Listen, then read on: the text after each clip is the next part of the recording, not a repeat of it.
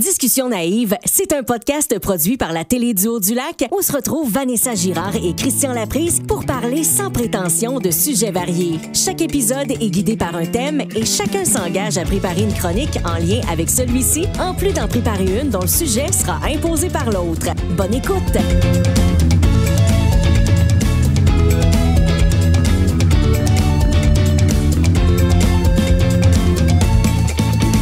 Bienvenue à ce 4e épisode de Discussion naïve. Salut Christian! Allô Vanessa, comment vas-tu? Hey, ça va bien. On dirait que c'était une journée bizarre où tout allait trop vite. Le genre de journée où tu te lèves et tu te dis « Oh, j'ai pas grand-chose à faire aujourd'hui, ça va être relax. » Mais finalement, t'es comme en retard toute la journée. C'était ma journée. On est en retard sur le podcast. On arrive en retard. Hey. Toi et deux, trop serrés. Voyons, c'était dit cette heure-là. Puis là, ah non, on n'est pas à cette heure-là. Mais au moins, les deux, on était en retard. Parce que j'avais peur que t'attendes après moi. J'étais là, oh mon Dieu, c'est moi qui ai les clés du studio. J'étais là, m'arriver, puis il va attendre dehors. Mais non, parce que quand tu m'as écrit, je pars de chez nous, j'ai fait, hey, ça donne bien, moi aussi. Ah, ben tu vois, finalement, on était timés même dans notre retard. C'est-tu pas beau, ça? Hey, le thème cette semaine, c'est un thème qui nous rejoint encore une fois tellement. C'est la famille. On va vous parler de famille. On est du monde familial, hein? Je pense qu'on peut dire ça. Oui, d'une certaine façon, oui. Oui, j'ai une famille. On va dire ça de même. C'est un bon départ. C'est un bon départ. Pas donné à tout le monde. Ben, tu sais, je pourrais dire en lien avec ce que je vais parler tantôt, je viens d'une famille et j'en ai une. Ben, et hein? Non, qui de mieux placé pour parler de il y a un lien là, famille? que vous comprendrez peut-être un petit peu tantôt sur ma chronique. Ben, moi, je viens d'une famille, mais je n'en ai pas actuellement de famille à moi. Mais ça fait rien. Ma famille, c'est moi. Tiens, c'est beau, ça? C'est très beau.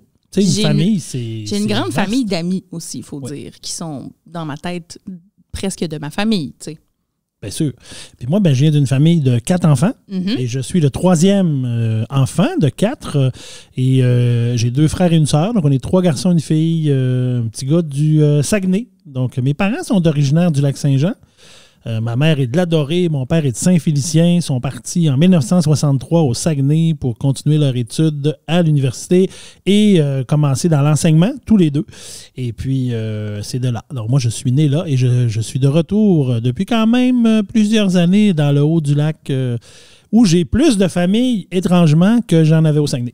Mais tu vois, c'est drôle parce que depuis toutes les années qu'on se connaît, je savais même pas que ta famille, à la base, était du Haut-du-Lac. Ben, voyons, je pensais que vous étiez genre de l'abbé. Ben non. Tu vois? Fait qu'on non. on se surprend. On se surprend dis, encore. j'ai des cousins et cousines partout. Depuis que j'habite à Dolbeau, dans le nord du lac, j'ai plus de cousins et cousines ici que j'en ai au Saguenay. Au Saguenay, j'en ai très peu. Mais as-tu une grande famille, justement, élargie, des tantes, des oncles? Du côté de ma mère, oui. Du côté de ma mère, il était 12 enfants. Donc, on était 44 petits-enfants de mémoire. Du côté de mon père, c'est une plus petite famille. Il était 6, il était 5. Et puis, il y en a un qui est décédé très jeune, subitement, à l'âge de 5 ans. Donc, il était 4. Dans le fond, j'ai connu 4 oncles et tantes du côté de mon père. Ben, 3, dans le fond. 3, en fait, effectivement. Plus petite famille, c'est vrai. Hein? Oui. On voyait moins ça à cette époque-là. Oui, j'ai jamais posé la question du pourquoi ça avait arrêté à 4, à 5 en fait. Mais je sais pas. Mais effectivement, c'était plutôt rare pour une famille de cette époque-là d'avoir juste 5 enfants. Donc, c'était plus du côté comme ma mère où il était 12. Puis si ma mémoire est bonne, là, ma mère me corrigerait peut-être. Mais je pense que ma grand-mère a eu 18 grossesses, 16 ou 18 grossesses. Là, mais là-dessus, il y en a eu 12 de vivants. Aïe, aïe, hein? C'est fou de penser ça, là, à quel point les familles étaient grandes à cette époque-là. Puis, moi, de mon côté, moi, je suis l'enfant du milieu. On est 3 enfants chez nous, on est 3 filles. Donc, j'ai une grande sœur et une petite sœur. Puis, je dirais que je suis quand même très, très proche de ma famille. Là. Je parle presque tous les jours à mes parents ou à mes sœurs au moins. Si c'est pas tous les jours, je dirais aux 2 jours. Là. Surtout ces temps-ci, tu sais, parce que là, moi, je viens de Labrec. Je sais pas si t'es déjà allé à Labrec. Je suis allé déjà, mais très pas souvent. Mais sûrement Une fois, que je pense. Faut un peu que tu aies une raison. Pour aller à Labrec, là, c'est un détour. Là. En fait, comme ça a changé de nom, là, Labrec puis La Marche, qui avant était Notre-Dame-du-Rosaire et Saint-Léon.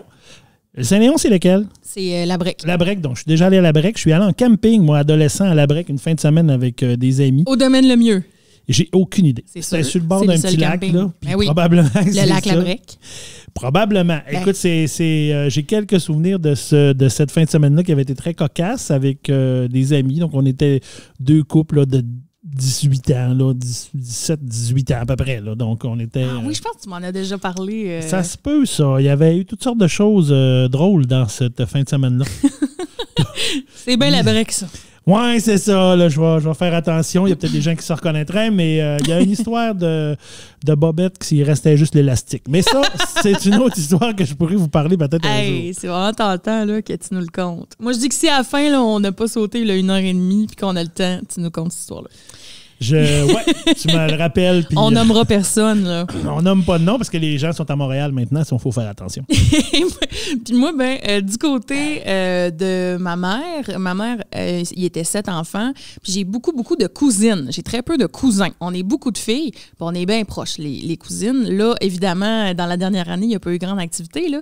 Mais normalement, au moins 1 ou 2 fois par année, on essaie de se faire un souper au restaurant ou, tu sais, on va aller se baigner chez ma cousine Annie-Pierre. Ou on va faire quelque chose tout le monde ensemble là, pour se voir parce que c'est tout le temps le fun. On est à peu près tous de la même âge. Là. On a peut-être un gauge d'une dizaine d'années, mettons, de la plus jeune à la plus vieille. Là. Mais on est bien proches. Puis du côté de mon père, eux autres, je pense qu'ils étaient 6 enfants, si je me trompe pas. J'ai aussi là, cousins, cousines, que je vois peut-être un petit peu moins, là, juste par coïncidence, mais c'est toujours un plaisir de les croiser aussi. Puis de ce côté-là aussi, là, c'est bien festif. Fait que c'est ça. Moi, j'ai connu des gros parties de Noël. Puis même encore aujourd'hui, on se réunit à Noël, tout le monde, les oncles, les tantes, les cousins, les cousines, fait que ça fait pas mal de monde. Et tu vois, moi, tantôt, quand tu me disais, t'es-tu famille ou tout ça, moi, je suis, tu sais, je dis toujours, ben oui, mais moins, mais tu sais, nous, on est partis au Saguenay quand même, je suis pas parti au Saguenay, moi, je suis né là, mais mes parents sont allés au Saguenay, donc ma famille élargie, oncles et tantes et grands-parents étaient tous ici au Lac-Saint-Jean, et c'est sûr que moi, dans ma jeunesse, je voyais pas souvent mes grands-parents. Moi, mes grands-parents, je les voyais l'été, parce que l'été, on venait faire du camping, habituellement au camping Saint-Félicien, on venait passer, mon père travaillait dans l'enseignement, donc on venait passer un 4 ou 5 semaines avec une tante roulotte là, alors je les voyais là, et sinon on venait aux fêtes où là c'était plus le gros party familial là, des deux côtés de la famille. Fait que tu sais, c'est sûr je les ai vus moins un peu de cette façon-là, mes grands-parents, mes oncles, mes tantes. Fait que j'ai développé moins de cette relation-là, mais que j'ai redécouvert plus vieux en revenant vivre au lac, puis en rencontrant un peu plus certains cousins, certaines cousines, puis mes oncles, mes tantes, puis là, de les côtoyer un peu. Fait que tu sais, là, j'ai comme repris un peu ce côté familial-là un petit peu plus là, que je trouvais que quand j'étais jeune. Puis c'est pas quelque chose qui me manquait. Aujourd'hui, je peux pas dire que ça me manquait. Mais j'aurais quand même ça, des fois, connaître un peu plus mes grands-parents. J'ai eu, moi, j'ai juste, petite anecdote, la mère de mes enfants, donc quand sa grand-mère à elle, en fin de vie, les dernières années de sa vie, elle a resté chez elle. Puis moi, j'avais en tout cas peut-être 17-18 ans, là, avant qu'on je quitte pour les études à Montréal. Donc, j'ai connu beaucoup sa grand-mère à elle. Et c'est là que j'ai vraiment réalisé le plaisir de connaître un grand-parent un peu plus. Tu sais, puis je dirais, en même temps, j'ai presque connu plus sa grand-mère à elle que mes propres grands-parents à moi. Donc, mais le plaisir qu'on a eu, et ça, c'est quelque chose qui m'a vraiment... qui me fait dire que moi, un jour, dans ma vie, quand je vais avoir des petits-enfants, ben je vais être dans leur vie. Puis, tu sais, c'est encore j'ai pas de petits-enfants encore, mais je sais très bien que je vais m'organiser pour être dans la vie de mes petits-enfants puis d'être présent pour qu'ils puissent me connaître. Pas que moi, j'ai souffert de ça, j'en ai pas souffert, mais avec le recul, je me dis, ben, j'aurais aimé ça, probablement connaître un peu plus mes grands-parents, les côtoyer un peu plus régulièrement, juste placoter avec eux autres, parce que moi, ça me fascine aussi le côté de tout ce qu'ils peuvent nous apprendre. De l'autre génération, c'est une autre génération, comment ça fonctionnait, toute l'histoire que les grands-parents peuvent avoir. Fait que moi, ça me fascine énormément. Fait que c'est sûr que moi, je veux faire ça pour mes petits-enfants. Je te comprends tellement. Là. Moi aussi, les histoires de chasse de mon grand-père Gagné, là, ça me fascinait. Moi, j'aimais ça regarder des photos aussi de mes grands-parents quand ils étaient jeunes. D'ailleurs, il y a une tante de ma mère qui a créé un groupe Facebook pour ça, pour mettre des vieilles photos. Puis, moi, j'ai tellement le fun à regarder ça. Là. Ça me passionne vraiment. Moi, malheureusement, les 2 parents de ma mère sont décédés maintenant. Ma grand-mère du côté de mon père aussi. Donc, il me reste un seul grand-papa. Puis, je le vois pas nécessairement souvent. Puis là, encore moins, hein, avec la COVID, c'est d'autant plus compliqué. Mais moi, j'ai tellement vu ma mère s'occuper de ses parents avec une dévotion, là, d'aller presque tous les jours visiter ma grand-mère, pour qu'elle manque de rien. Puis ça, c'est tellement magnifique de voir ça. Puis, tu sais, moi, j'ose espérer que si mes parents vont avoir besoin de moi éventuellement, que je vais pouvoir être là de la même manière. Puis moi, j'ai la chance d'avoir encore mes parents vivants. Donc, je l'ai déjà dit, mon père a 82 ans, ma mère a 78, mais ils sont encore vivants, ils sont encore en forme. Ils demeurent au Saguenay toujours. Mais ils sont tellement présents dans la vie de mes enfants et de mes neveux et nièces du côté de ma famille. Donc, je trouve ça tellement beau. À quel point, puis effectivement, dans la dernière année, à quel point c'est triste parce que même mes enfants, là, ça fait longtemps qu'on n'a pas vu les grands-parents, ça fait longtemps qu'on n'a pas... c'est plate, on peut pas, on a hâte d'aller voir. Puis tu sais, on se tient... Mes parents sont quand même actifs sur Messenger et sur Facebook. C'est quand même intéressant. Ça, c'est drôle aussi, les parents et les grands-parents sur Facebook. Hein? C'est drôle, mais ils sont bons. On réussit quand même, mais tu sais, on est capable les de emojis, les emojis. Ma mère et les emojis. Ça faudrait peut-être un jour, peut-être une chronique là-dessus. Mais effectivement, je trouve ça tellement beau de les voir puis de voir que mes enfants ils sont contents de les voir, ils s'appellent. Ma mère, mes filles peuvent appeler m'amener chez mes parents pour prendre des nouvelles parce qu'ils sont à Montréal, sont aux études, puis ça fait longtemps que, puis bon, fait que je trouve ça le fun que ça soit comme ça, puis ma mère prend tellement de nouvelles de mes enfants. Ma mère, elle aime le monde, puis elle aime avoir des nouvelles. Moi, je me rappelle quand j'étais étudiant, j'étudiais à Montréal, je revenais au Saguenay chez nous pour les vacances à Noël, puis l'été. Puis, comment ça va? C'est qui tes amis? OK, c'est Jean, c'est Mario, c'est Jean-François. OK, bon, c'est qui? Puis là, elle savait tout qui était qui. Puis là, la fois qu'il venait au Saguenay pour une visite, OK, là, elle savait ça, c'est Jean, ça, c'est l'autre. Puis là, elle était toute capable de les nommer. Puis elle s'intéressait énormément à ce que j'avais comme contact. Puis, parle-moi de ce que tu fais, parle-moi de ce que tu apprends. Fait que, tu sais, elle a encore cette curiosité-là avec mes enfants à moi. Fait que, tu sais, c'est le fun au bout d'avoir ça. Elle est donc bien belle. C'est donc bien beau. Elle est sweet au bout. On la salue. Petite boule, ma mère, écoute, 100 livres, 5 pieds 2, mais ça, ben, j'allais dire TDAH au bout, mais ça, elle le sait. Fait que je peux le dire, elle le sait. Comment ils s'appellent, tes parents? Mon père s'appelle Raymond-Marie et ma mère s'appelle Françoise. Ah, des beaux noms. Oui. Ben oui, mais c'est vrai. C'est des beaux noms. C'est des beaux noms sweet. Moi, mes parents s'appellent Alain et Guylaine. Alain et Guylaine. Et tu as quand même fait un petit bout de confinement chez tes parents, toi. Oui. L'été passé, là. Oui. Moi, quand on est tombé dans le premier confinement, j'ai perdu mon emploi. Je travaillais dans une station de radio, puis j'étais la dernière rentrée. Puis, écoute, ça a été dur pour tout le monde, la pandémie. Puis j'ai perdu mon poste. Ben non, j'ai pas perdu mon poste. J'ai été mise à pied temporairement, supposément jusqu'à l'automne. Mais finalement, à l'automne, j'ai perdu mon poste. Donc, je pensais que j'allais revoir mon emploi. Donc, je me suis pas vraiment trouvé d'autres emplois et je suis allée me confiner avec mes parents pour te dire comment qu'on est proche, parce que j'ai passé plusieurs mois là et ça a très bien été.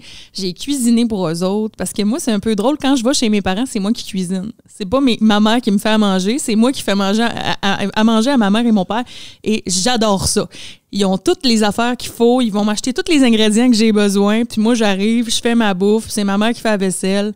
On mange, ils sont contents, ça fait changement. Ils trouvent ça bon. Puis moi, j'aime ça cuisiner, mais j'habite seule. Fait que là, cuisiner pour du monde, moi, ça me fait triper. Ça, c'est fantastique. Cuisiner pour des gens, c'est merveilleux. C'est tellement plus le fun. Moi, quelqu'un s'annonce chez nous, puis là, tu vas cuisiner. Puis ça, non, c'est parce que tu comprends pas. Je cuisine pas de la semaine, à part pour moi, puis ma fille quand elle est là. Mais là, je veux cuisiner. Je suis content de cuisiner pour quelqu'un d'autre. Fait que c'est ça. C'était ça la dynamique un peu. Puis on s'est pas chicané une fois. Ça allait vraiment bien. Là, on s'entend bien. Fait que c'est le fun. C'est le fun. Et là, écoute, on s'égare dans notre sujet, mais on a quand même préparé des chroniques avec des sujets plus précis. Écoute, on peut dire un peu ce qui s'en vient. Oui. Moi, j'ai préparé une chronique sur l'origine des noms de famille au Québec. Puis j'ai tellement appris des affaires intéressantes. En tout cas, moi, ça m'a vraiment intéressée. Je sais pas si ça sera la même chose pour vous autres, mais plein de petits faits historiques sur les noms de famille qui m'ont passionnée. Puis moi, dans ta chronique, je t'ai imposé cette semaine au niveau des familles, je t'ai demandé de me parler. Au début, on est parti sur les familles célèbres et finalement, ça s'est un peu précisé. Je t'ai demandé de me parler de la famille Dion, qui est quand même une famille très célèbre au Québec. Ben oui, puis là, ça m'a comme fait vraiment plaisir parce que moi, je suis une grande fan de Céline Dion. Je l'ai vue en spectacle 2 fois. J'adore Céline et je connais bien son histoire, mais je me suis rendu compte en faisant mes recherches que je connaissais pas tant que ça l'histoire de sa famille. Donc, j'ai appris plein d'affaires là aussi. Je te raconterai ça dans ma chronique. Puis toi, qu'est-ce que tu nous as préparé? Écoute, moi, je t'ai préparé une chronique. Je nous ai préparé ça. Dans le fond, moi, je suis une personne de tradition. Et j'ai décidé de parler des traditions familiales, donc un peu au sens un peu large, mais surtout en lien avec mes habitudes de moi, mes traditions à moi et ce que j'ai appris et ce que je perpétue dans le temps. Donc, je vais vous parler un peu de ça. Cool. Et moi, je t'ai demandé cette semaine de nous préparer une chronique parce que toi, tu as 3 filles. Oui. Moi, j'ai 2 sœurs, donc on est 3 filles à la maison. Et un sujet qui revenait souvent, c'était un peu les différences entre les enfants. Hein? La première, la deuxième, puis la plus jeune. Puis des fois, ces différences-là se ressentent dans plusieurs familles. Fait que je t'ai demandé de nous préparer un petit exposé sur les mythes et réalités chez la position des enfants dans une famille. Oui, alors je t'ai préparé ça. On va pouvoir se parler de ça tantôt. Écoute, veux-tu commencer avec... je commence? Je pense que... Écoute, c'est à mon tour. C'est à ton tour. C'est à mon Vas-y, tour commence. de commencer les autres épisodes. Là, c'est moi qui commence le 4e. Donc, moi, Vanessa, comme je viens de dire, j'ai décidé dans ma chronique de te parler du volet tradition, habitude, tradition familiale. Et d'emblée, en commençant, je te demanderais, Vanessa, toi, est-ce que tu as des traditions familiales? Et là, tu sais, on dirait qu'on s'en rend pas compte nécessairement des fois de nos traditions familiales parce qu'on pense que c'est le même dans toutes les familles, mais c'est sûr qu'on en a. Puis, tu sais, il y en a beaucoup qui sont reliés aux fêtes, là, tu sais, à Noël, à Pâques, etc. Bien, toutes les fêtes chrétiennes, en fait. Ça revient souvent quand on recherche sur les traditions familiales. C'est vrai que dans notre Québec judéo-chrétien, donc vraiment, toutes les traditions reliées aux fêtes chrétiennes sont présentes quand même pas mal. Vraiment, et c'est souvent en lien avec la bouffe. En tout cas, chez nous, c'était souvent en lien avec la bouffe. Puis il y a des choses qu'on mange à Noël, qu'on mange depuis tant d'années, mais que ça se pourrait pas un Noël sans, par exemple, les petits sandwichs au poulet avec du pain rose roulé que mon père prépare. Et aussi, nous, on a une tradition culinaire de la fête des mères. À chaque année, à la fête des mères, on mange du homard et du crabe en famille. Nos parents nous payent ça, nous invitent à souper.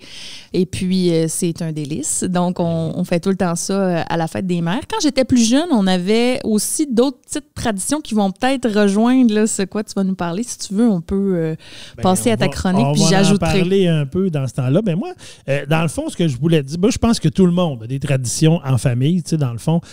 Puis c'est à travers ces traditions-là qu'on définit qui nous sommes, dans le fond, comme entité qu'on appelle la famille.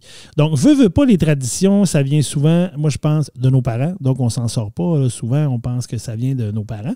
Et puis nos parents, ils ont pris ça de leurs parents. Donc, souvent, c'est des choses qui se perpétuent de génération en génération. En général, les traditions, là, c'est vraiment associé, en tout cas, moi, je trouve que c'est associé avec des événements heureux. Tu en as parlé tantôt, c'est festif, les repas, c'est agréable. Puis c'est ce qui laisse une trace dans notre mémoire. Puis ça nous donne habituellement le goût de reproduire ces traditions-là dans nos vies et avec nos enfants quand on arrive après. Et donc, je trouve que vraiment, ça vient des parents. Puis certains, là, moi, je dirais, en plus, les miennes sont beaucoup venues de mon père.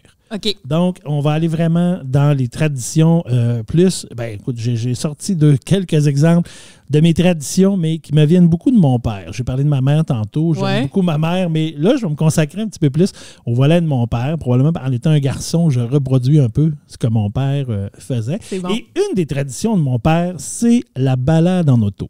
Ah, le tour de char. Le tour de char. Ben là, chez nous aussi, hein, je t'en ai parlé la semaine passée. Oui. On faisait ça aussi. Oui. Écoute, nous autres, le tour de char avec mon père, c'était quand même très intéressant. Mon père est un homme curieux et il aimait se promener. Bon, là, je vais te faire... il y a une chose que je fais pas que mon père faisait quand même, c'est quand il passait un camion de pompiers dans la cour, il embarquait dans son char, il le suivait, voir il était où le feu. Non.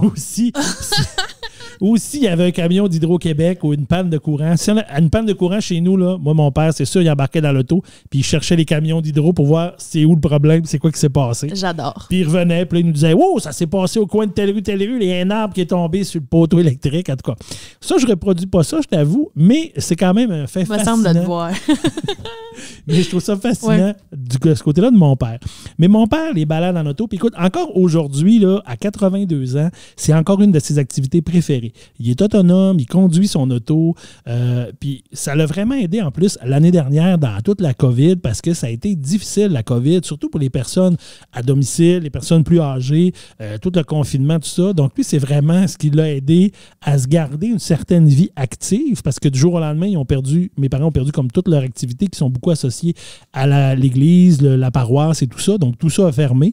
Donc lui, ça l'a vraiment gardé en vie au point tel qu'à un moment donné, je suis allé leur faire une visite éclair là, au mois de, je sais pas, je pense en avril ou mai l'année passée, puis on était dans la pandémie, puis là, bon, je rentre sur le pas de la porte, puis j'ose un peu, puis tout ça. Et à un moment donné, écoute, 1 heure arrive et mon père me regarde et me dit, ben là, c'est l'heure de ma balade en auto. Mais là, OK, c'était précis, là. C'était comme. C'était 1 heure, il partait le matin à telle heure et l'après-midi à telle heure. Excuse-moi, mon fils, mais je te laisse, je m'en vais me promener.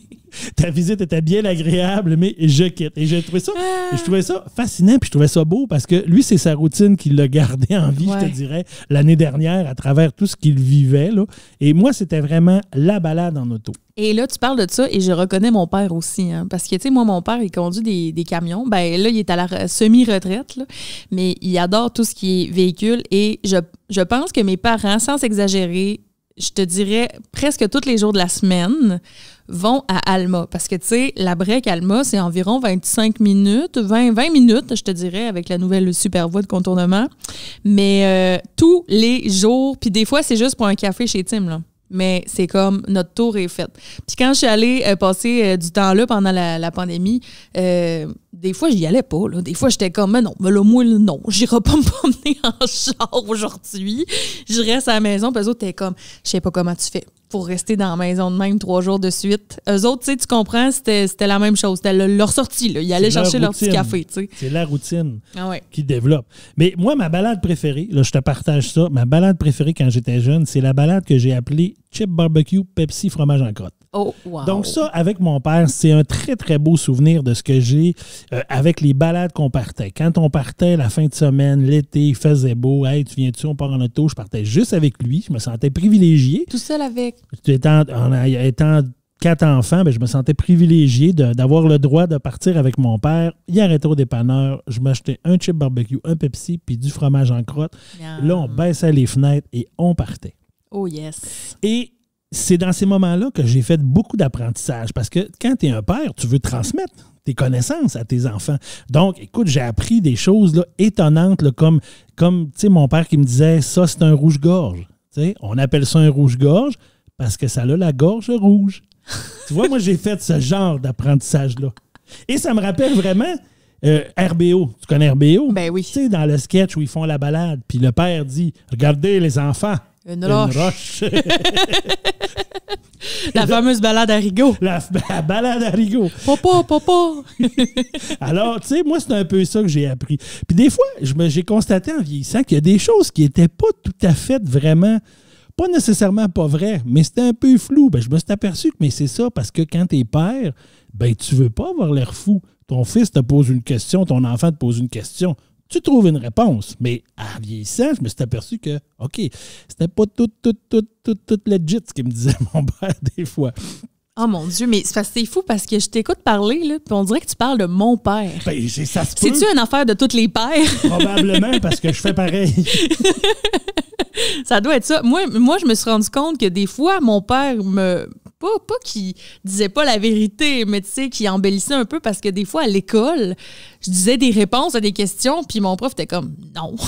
J'étais « mon père me dit ça, voyons, c'est sûr, c'est vrai ». Mon père le dit. C'est ça.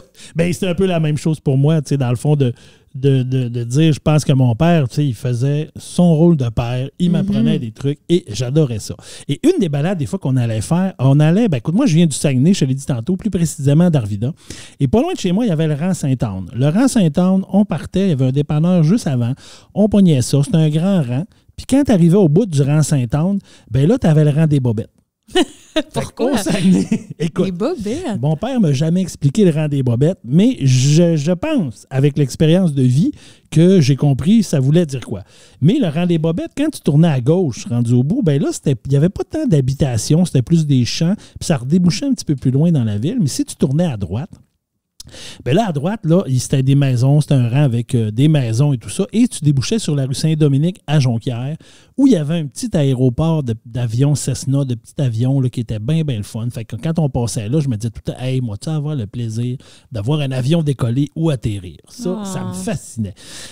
Et dans le rang des Bobettes et le rang Sainte-Anne, il y avait des cultivateurs. Et moi, chez moi, une de mes traditions et là, tu vas me juger, c'est clair que tu vas me juger, mais je ne vis pas ça ici à Dolbeau parce que ça arrive très rarement, mais c'est régulier chez nous, dans le temps de l'épandage et tout ça, et quand le vent est du bon bord, ben moi, chez mes parents, ça sent le fumier.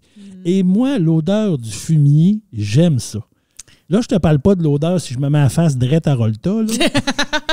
Tu débarques pas avec ton char pour sniffer dans le champ, là, j'imagine? Mais quand j'arrive à quelque part où je vais à l'extérieur, puis m'en il vient l'odeur du fumier d'épandage très, très dans l'air, ben moi, je me sens comme à la maison. Ça me rappelle ma jeunesse à la maison. Assez qu'à un moment donné, je suis retourné chez mes parents en visite il y a quand même plusieurs années. Ça faisait quelques années que je restais à Dolbeau. Puis un soir, j'arrive là, puis je sors dehors, je dis « Ah, mon Dieu, ça sent le fumier. » Ah, je dis « Mon Dieu, ça sent bon. » J'ai dit « Ça sent pas ça chez nous. » Puis ma mère de me juger et de me dire « Ben voyons donc, tu restes à Dolbeau. » Ben j'ai dit « Ouais, c'est vrai, je reste dans une plus petite ville. Il y a beaucoup de cultivateurs autour, mais à Dolbeau, c'est vrai que ça sent pas. T'as raison. Ça sent pas le fumier. À Dolbeau, ça sent souvent la boréalie. Moi, j'appelle l'espèce de petite odeur de sapin qui sent donc bon. Ça vient de l'usine ici, de l'usine qu'on a, puis des copeaux, puis probablement de la sciure de bois. De l'usine de copeaux, mais je trouve tellement ça sent bon. Ah oui, ça c'est des soirs que ça sent ça, c'est merveilleux dehors. Hein?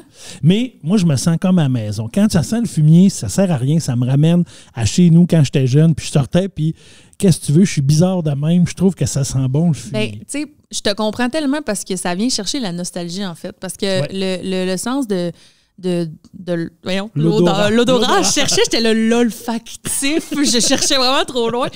Mais ouais, le sens de l'odorat, ça ramène, c'est un des sens qui ramène le plus rapidement les souvenirs, savais-tu ça?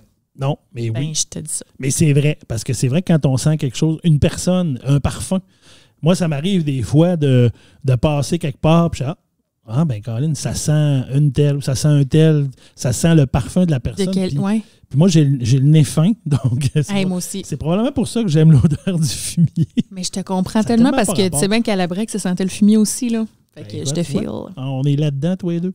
Et mes balades avec mon père, ben, ça m'amenait, comme je te disais tantôt, au petit aéroport et tout ça. Et ça fait partie d'une autre de mes traditions parce que chez nous, les traditions qu'on avait quand j'étais jeune, c'était le spectacle aérien de la base de Bagotville à Bagotville. Comment qu'on appelle ça? Le pageant aérien. Et ça, nous autres, moi, là, c'est un événement que j'ai été longtemps à y aller seulement avec mon père aussi. On partait tous les deux, on marchait là, il y avait plein de monde. Et j'apprenais des affaires sur des avions et ça me fascinait. Tout l'aspect de l'avion, l'aviation, c'est quelque chose qui me fascine énormément. Et quand on partait en auto, bien souvent, avec notre balade de chip barbecue, Pepsi, fromage en crotte, des fois, on partait du côté de la base aérienne, même si c'était pas le spectacle aérien. Et on avait donc espérance, autant mon père que moi, je pense, de dire peut-être qu'on va passer, on va aller au bout de la piste, d'un coup qu'on verrait un voodoo, parce qu'à l'époque, c'était les voodoo, les avions de chasse de l'armée canadienne. Et c'est tellement des beaux moments que j'ai passés dans ma jeunesse. Puis j'ai encore là fait beaucoup d'apprentissage comme ça, c'est des ailes. Hein? Tu vois, tu apprends ça aussi sur ton avion. Des ailes d'avion. Des ailes d'avion. Et après ça, hein, tout le beau message que tu vois, ça, c'est un oiseau. C'est comme un avion à penture. Hein? Alors, j'ai fait tes apprentissages. Je trouve ça tellement beau. Je trouve ça beau, ce que tu dis. Puis encore aujourd'hui, puis je te dirais, maintenant, le spectacle aérien, il est rendu aux 2 ans. Et je te dirais que là, je pense qu'il devait en avoir un l'an dernier qui n'a pas eu lieu à cause de l'événement de la COVID.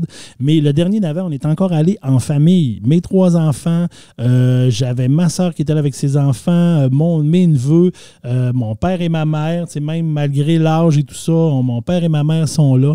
Et puis, on est allé écouter le spectacle comme on fait tout le temps, puis comme on se promène. Et c'est encore ça aujourd'hui. Puis, on tripe tellement. Moi, les avions, ça me fascine. Petite anecdote, mes filles vont se reconnaître là-dedans. J'ai une application sur mon téléphone qui nous dit quel avion qui vole puis dans quel bout. Ici, à Dolbeau, on sait qu'on a des couloirs aériens au-dessus de nos têtes parce que quand il fait beau, c'est pas rare qu'on voit passer des sillons de fumée. On sait qu'il y a des avions de ligne. Et moi, j'adore ça. Des fois, je suis assis dans mon bureau, il fait beau, puis là, je vois passer un sillon. Puis là, je sors mon téléphone, je regarde mon application. Ah, OK, l'avion qui est là est en train de faire Allemagne, New York, l'Allemagne, ou Toronto, Amsterdam, ou là, je suis OK, puis là, c'est tel modèle d'avion. Ben, cool. Puis là, je regarde ça, puis là, il y a du monde dans cet avion-là. Souvent, je prends une photo, je prends un screenshot, je l'envoie à mes filles. J'ai checké ce qu'il y a au-dessus de chez nous. T'es bien cute. Alors, c'est vraiment une tradition que je perpétue encore aujourd'hui. Moi, je suis jamais allée au Page. Non? Hey, Caroline Debine, va falloir qu'on vive ça. Ben, il va falloir qu'on se prévoie ça. Ben, moi, je trippe. Ben, tu sais, ça, c'est mon fun. Puis, je me suis aperçu aussi que ça a fait en sorte que, ben, moi, j'ai reproduit ça. Fait que plus je vieillis, plus je m'aperçois que je reproduis un peu les mêmes comportements. D'ailleurs, mes filles n'arrêtent pas de me le dire. Mon Dieu, tu ressembles à Raymond. Plus tu vieillis, plus tu ressembles à Raymond. Mais je fais ça aussi. Et il n'y a rien que je trouve le plus fun que de partir sur un nowhere avec mes filles. Prendre le tout. Hey, on va-tu en balade? On part-tu faire quelque chose aujourd'hui? On n'a rien à faire. Il fait beau, c'est moi, l'été. Ça, mon père, il appelle ça partir à l'aventure. Quand tu dis ça le matin, là, hey, on part-tu à l'aventure? Let's go, on part à l'aventure. Et puis moi, je fais ça, puis j'adore ça, faire ça. Puis écoute, il n'y a pas longtemps, je te dirais, l'été passé, j'avais ma fille, j'ai une de mes filles, ma plus vieille, elle n'est pas venue l'été chez nous, elle est venue, mais dans une période, j'avais juste 2 de mes filles. Mais la veille, où ma fille, elle me dit, hey, j'aimerais ça, aller à Micro-du-Lac, à Saint-Gédéon. On n'est jamais allé. Ben, j'ai dit, Colin, demain, il annonce beau, je suis en vacances, on est toutes là, on part. On le fait. Fait qu'on est parti sur un tour du lac. On est allé dîner à Micro-du-Lac. On est reparti après ça. On a arrêté dans des kiosques à Saint-Gédéon, des kiosques de légumes, des affaires. On visite ça, on regarde ça. On est même arrêté à Métabetchouan au truc que je me rappelle, les Cristals du lac, où ils font du minerai, puis ils nous montrent. On est arrêté là. On n'était jamais arrêté là. Je vis au lac depuis plusieurs années. J'étais jamais allé là. Hey, on arrête-tu là? Ben oui, on arrête, puis on part. Fait que là, après ça, on repart de Métabetchouan. On finissait notre tour du lac. Et ma fille, elle me dit, hey, Saint-André, on n'a jamais vu ça. J'ai dit, on y va-tu? Let's go! On a fourché vers Saint-André. On a monté dans les montagnes. On s'est rendu à Saint-André. On est revenu pour sortir par Chambord. On a soupé au Draveur ce soir-là. Puis on est revenu, on a fini notre journée en revenant à la maison. On avait fait le tour du lac. Et ça, c'est des moments tellement précieux que je trouve le fun. Puis mes filles, ils trouvent ça vraiment le fun de faire ça. Fait que ça, c'est une de mes traditions que je poursuis aussi. Une virée à Tadoussac. Tadoussac, tu y vas de temps en temps? Tu y vas-tu? C'est-tu quelque chose que tu fais? Pas nécessairement à Tadoussac même, mais je suis quand même passée souvent. Moi, tu sais que j'ai déjà habité sur la Côte-Nord. Oui. Fait que je suis passée souvent là, mais je te dirais pas que je suis arrêtée tant que ça à Tadoussac. Tu vois, nous, c'est une chose qu'on essaie de faire presque à tous les années. Quand on est tous les trois, des fois, avec les filles, hey, on va-tu à Tadoussac demain? Juste aller à Tadoussac, marcher dans les rues, s'asseoir à l'embouchure du fleuve, et puis du Saguenay, s'asseoir là. Des fois, on va passer une baleine. Il y a des bateaux. Nous autres, c'est plus Sainte-Rose-du-Nord qui est sur le même chemin un peu. Ben, c'est sûr qu'avant d'arriver à Tadoussac, on arrête toujours au quai de Sainte-Rose-du-Nord. C'est l'incontournable aussi. Oui, ça fait partie de la balade aussi. Une autre virée que j'ai faite avec eux autres, puis qui est bien fun, c'est d'aller faire un tour à la baie. Je suis un gars du Saguenay, fait que c'est sûr que ça m'arrive d'aller au Saguenay aussi. Mais partir vers le Saguenay pour aller au fromage. Parce qu'évidemment, il y a toujours l'histoire du fromage en crotte puis des chips barbecue dans ça. Jamais bien loin, là. Jamais bien loin. Fait qu'on redescend, on s'en va, une balade, on s'en va à la fromagerie Boivin. Donc, on s'en va à la baie, on va voir toute la baie, tout l'aspect, le port de haute mer, les bateaux de croisière. Après ça, on revient, on arrête à la fromagerie Boivin, on se prend un bon fromage, on se prend une collation, on redescend vers le Saguenay, on passe par le rang Saint-Martin qui est sur le bord du Saguenay. Donc, très belle place, de rang un peu magané. La ville de Saguenay, si vous voulez faire de l'asphalte, ça serait une belle place, mais très agréable à voir et beau parcours. Fait que je constate vraiment que ces moments-là, dans le fond, mes constats, là, c'est que c'est des beaux moments puis que c'est le fun parce que tu partages puis tu as une discussion. Le plaisir, toutes les choses qu'on a. Ça permet aussi de transmettre des connaissances à nos enfants parce que, veux pas, quand je fais ça, je me promène aussi puis mes filles, ils savent maintenant pourquoi c'est rouge, un rouge-gorge. Ça, c'est sûr. Puis ça permet de tisser des liens. Puis entre les enfants, ça s'écœure dans l'auto, c'est le fun. Fait que c'est vraiment agréable de ce côté-là. Puis, ça permet aussi tous les contacts intergénérationnels. Comme je disais tantôt, j'ai la chance d'avoir encore mes parents. Donc, mes enfants ont leurs grands-parents dans leur vie. On fait des choses ensemble. Ils apprécient ces moments-là qu'ils peuvent vivre puis connaître leurs grands-parents. Puis, dans le fond, la tradition, c'est un peu, là, dans son sens absolu, c'est comme une mémoire, c'est un projet et une conscience collective. Fait que c'est le souvenir de ce qu'on a été avec le devoir de le transmettre et de l'enrichir. Fait que c'est quand même intéressant aussi. Puis, ben, ça amène son lot d'anecdotes. Donc, une dernière petite anecdote, là, je parle beaucoup, mais j'ai une dernière petite anecdote. Quand j'étais plus jeune, ça s'est passé, je devais avoir à peu près 10 ans. Moi, à l'époque, mon père et ma mère, on était 4 enfants. Donc, il y a été une période où l'été, ils partaient faire un petit voyage avec les enfants, mais dans l'amener 4 de la shot, c'est souvent, ça coûte cher, et etc. Ou même la voiture, à l'époque, c'est un petit peu complexe d'être 6. Et donc, dans le fond, une année, ils partaient avec les 2 plus vieux et une année, ils partaient avec les 2 plus jeunes. Moi, j'étais dans les 2 plus jeunes et une année, on se ramasse à Montréal. J'ai une tante qui vit là, la jumelle de ma mère, et on était chez elle, on fait des trucs à Montréal, on s'amuse. Et un bon matin, mon père m'a dit « Hey, on va-tu aux États? » Ben, crime, moi, j'ai 10 ans. Ben oui, ça pourrait être le fun. Ça, c'est à l'époque qu'on pouvait passer les douanes sans passeport puis sans raison véritable. Oui. Parce qu'on n'avait pas vraiment de motif pour aller aux States, à part rentrer puis dire « Hey, on est aux States ». Et donc, on se ramasse aux États-Unis et là, vient l'heure du dîner, on a faim. Si moi, je suis jeune, moi, je devais avoir à peu près 10 ans, donc mon frère plus jeune en avait 4-5, probablement aux alentours de ça. On a faim, il y a un McDo. Fait que mon père, il dit « On va aller au McDo ». Mais mon père ne parle pas tant l'anglais à cette époque. Donc, on se ramasse au McDo. Et puis, là, on est là. Mon père, il va commander quelque chose. Puis là, il se dit, il se dépatouille. Il avait dit, je me souviens qu'il me semble qu'il avait dit à ma mère, des frites, c'est pas compliqué, c'est French fry. Oh. Fait qu'il dit, m'a dit French fries, au moins on va manger des frites. C'est déjà pas un bon départ. C'était un bon départ. Et là, il se dépatouille, le numéro 1, numéro 2. Tu sais, les menus, il y a des numéros. Puis 1, 2, et là, il dit quelque chose. Et la madame, la serveuse du McDo américain, lui, sort une grande phrase en anglais par la suite, à laquelle mon père dit « yes ». Et là, il nous envoie nous asseoir. Et nous, on attend. Et quand mon père est arrivé, nous, on a expérimenté, parce qu'il est arrivé, ce qu'il y avait dans le cabaret, c'était le fameux filet de poisson chez McDo. Je ne sais pas si c'est le McFish ou le McQuay. Le McPoisson. Le McPoisson. Donc, il arrive avec ça. Mais tu comprends que moi, à 10 ans, et mon frère de 4-5 ans, c'est pas ça qu'on veut manger. Et là, c'est comme, non. Puis là, mon père, c'est comme, il n'est pas question que je retourne changer ces affaires-là. Vous allez manger ça. Vous allez manger ça. C'est ça qui est ça. Et je me rappellerai toujours d'avoir mangé un bout de McPoisson avec des frites, parce que je pense qu'on avait des frites quand même. Sûrement des French fries. Sûrement des French fries. Et je crois qu'on était je pense qu'on était dans le Maine, sur le bord du lac Champlain. En tout cas, il y avait un lac, mais je me rappelle vraiment de ça et ça me fait toujours rire cette anecdote-là parce que je me dis, crème, mon père, c'est donc une belle anecdote que je me rappelle malgré l'âge et malgré le temps qui avance et je me dis, c'est un beau moment qu'on a vécu ensemble, moi et lui. Mais c'est, moi et lui et les autres de la famille qui étaient là, mais c'était vraiment cocasse et ça me rappelle l'orgueil du père aussi, hein, qui ne parle pas trop anglais puis qui dit non, je ne peux pas vraiment retourner parce que je ne sais pas, en fait, quoi dire pour qu'elle me vende les McPoulets, mettons, ou bien hamburger. T'sais. Mais je trouve ça tellement capoté, Christian, parce que j'ai la même anecdote avec mon père. C'est impossible. Je te le dis, j'ai la même anecdote. Depuis tantôt que je t'écoute, puis je suis comme, mais je l'ai vécu, ça.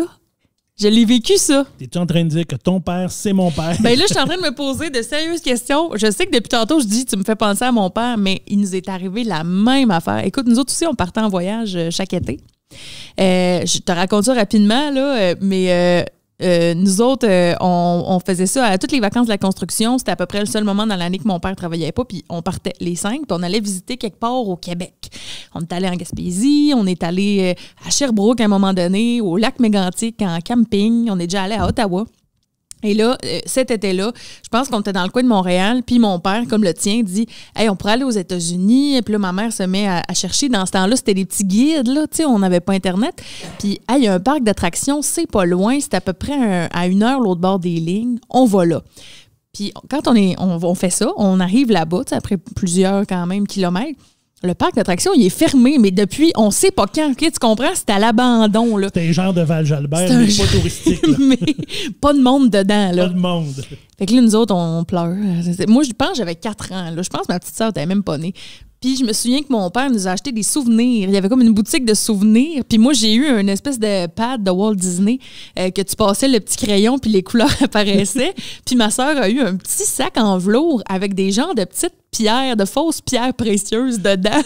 Là, es-tu en train de me dire que le site touristique est fermé, mais il y a quand même une boutique de souvenirs? Ben, écoute, c'est flou, là. Probablement que c'était pas sur le site lui-même, là, que c'était comme dans le même coin.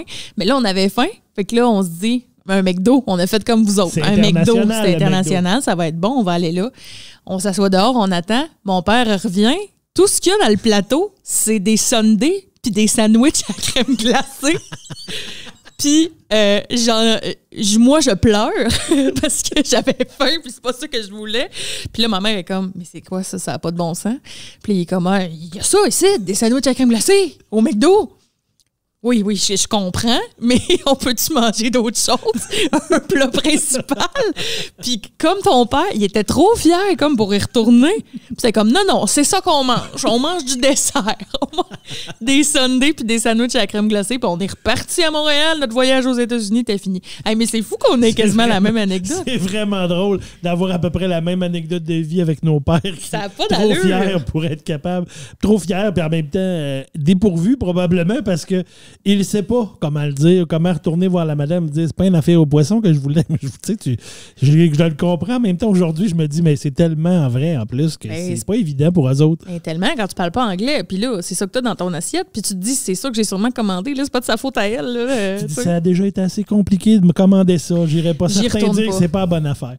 Écoute, Vanessa, ma conclusion de chronique.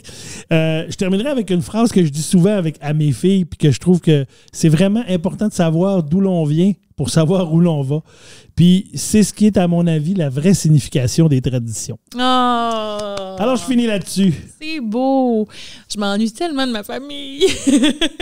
C'est pour ça qu'on parle d'eux autres. Oui, on parle tout le temps d'eux autres. C'est pour être capable d'aller les voir bientôt pour avoir le goût de s'ennuyer. On se rappelle de toutes ces belles traditions, mais mon Dieu que... Tu sais, moi, même si je suis toute seule, des fois, j'en fais pareil des tours de char, hein, juste pour te dire, là. Ben écoute, moi, je te dirais, quand je suis arrivé ici à Dolbeau avec ma conjointe, là, écoute, on n'avait pas d'enfants. Puis des fois, les fins de semaine étaient longues parce qu'on connaissait pas beaucoup de gens. On arrivait. Puis des fois, on faisait... Hey, on va-tu voir c'est quoi Saint-Thomas-Didyme? On partait. Let's go. Ben, tellement. On a fait tous les petits villages comme ça autour ici pour dire, ben moi, j'aime ça. Puis en même temps, maintenant, quand quelqu'un me parle de Saint-Stanislas ou de Notre-Dame-de-Lorette, ben je le sais c'est où. Je parle souvent, mais je le sais c'est où. Je sais ça a l'air de quoi.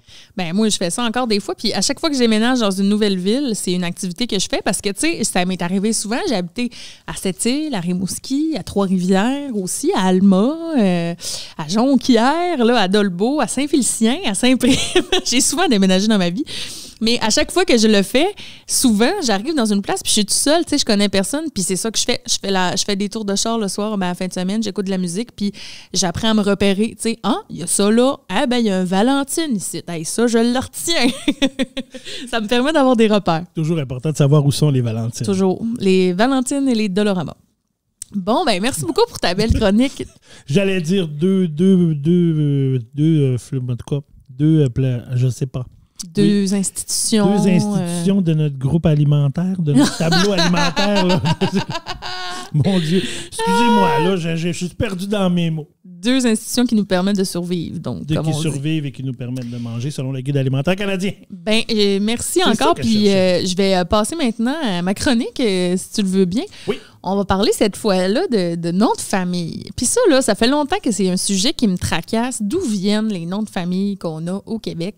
Donc, j'ai fait une recherche là-dessus. J'y ai passé plusieurs heures parce que c'est quand même... dans le fond, la vraie réponse à ça, c'est on le sait pas tant que ça. Mais on a quand même des indices. Puis la raison principale, c'est que quand le Québec a été fondé, tu sais, la Nouvelle-France et tout ça, il y avait très peu de personnes instruites qui écrivaient et qui gardaient des traces, tu sais.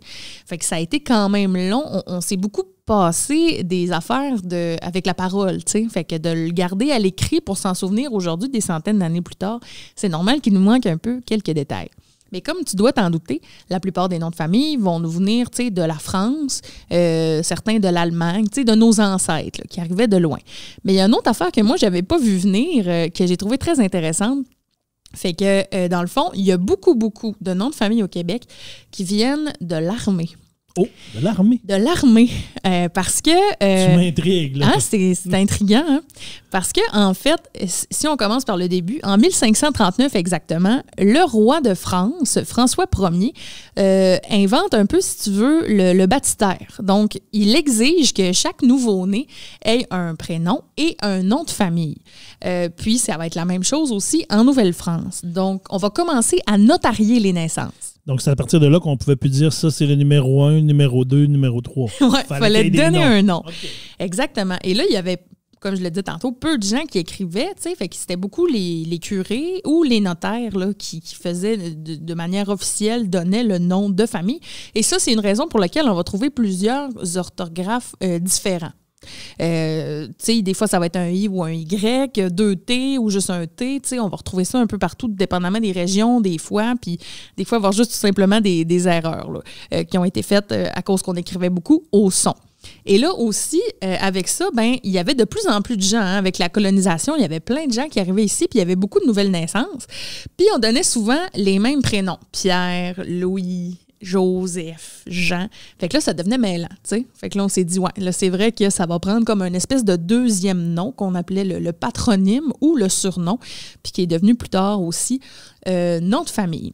Et là, dans le fond, c'est ça. Il y a, au début des années 1600, en 1660, en fait, il y avait la France qui était inquiète pour la Nouvelle-France à cause des Iroquois. Ils avaient peur de se faire attaquer et ils ont envoyé donc des soldats ici, le fameux régiment Carignan-Salière. Je ne sais pas si tu as déjà entendu ça. Non, c'est la première fois que j'en entends parler, celui-là.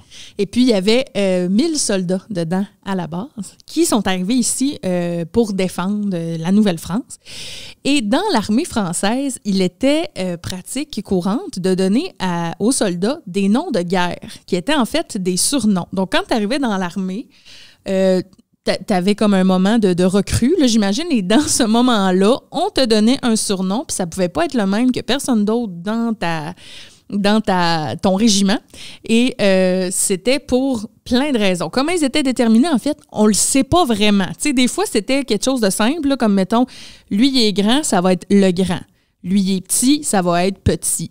Lui, il vient de Champagne, ça va être Champagne. Tu sais, c'était ça. Il y a sûrement, une association à chaque, dans le fond. C'est sûr que les noms, ça vient de quelque part. Là. Ça a été associé à quelque chose au début. Bien, dans le fond, moi, j'ai réalisé qu'on venait tous d'inside des années 1600. Tu sais, il y a comme nos ancêtres, à quelque part, ont reçu un nom pour un inside qu'on sait pas. Puis c'est resté, puis on s'appelle des fois encore de même aujourd'hui. Fait que, tu sais, des fois, c'était vraiment anecdotique. C'est pour ça qu'il y a des noms de famille que c'est, exemple, l'amoureux, belle humeur. Là, on peut se dire, ça, c'était du monde, tu sais, qui était de bonne humeur, probablement. Il y avait 2 amoureux. Il y avait peut-être, ou tu sais, lui, il parlait tout le temps de sa blonde, on va l'appeler l'amoureux. Le blond. Le blond, Blondin, Brunet, qui est un nom de famille quand même commun, qui lui, les cheveux bruns, ça va être Brunet. Tu sais, on se casse pas la tête. Fait que là, ces noms-là sont devenus très, très... Tu sais, c'est comme ça que les soldats s'appelaient entre eux autres. Puis là, à un moment donné, la guerre s'est terminée, donc la menace avait été éclisée. Et là, en même temps, on cherchait des gens pour peupler la Nouvelle-France. Donc, la France, pas bête, a proposé aux soldats de ce régiment-là, Carignan-Salière, de s'établir. En fait, ce qu'ils leur proposaient, c'est si vous restez, on vous offre gratuitement une terre. Vous allez devenir seigneur, vous allez avoir votre seigneurie, et vous allez devoir faire de l'agriculture, mais vous allez pouvoir peut-être trouver une épouse et, tu sais, votre service militaire va être terminé. Mais vous allez peupler la Nouvelle-France. Nos fondateurs, en fait. Une partie de nos fondateurs. Bien, il y a 400 soldats qui ont accepté quand même de rester. Sur 1000, on peut se dire que c'est quand même bien. Puis, tu sais, il faut se dire aussi qu'il y en a là-dedans qui avaient peut-être déjà des épouses, peut-être même des enfants. C'est possible. Tu sais, après 7 ans, tu connais du monde. C'est sûr.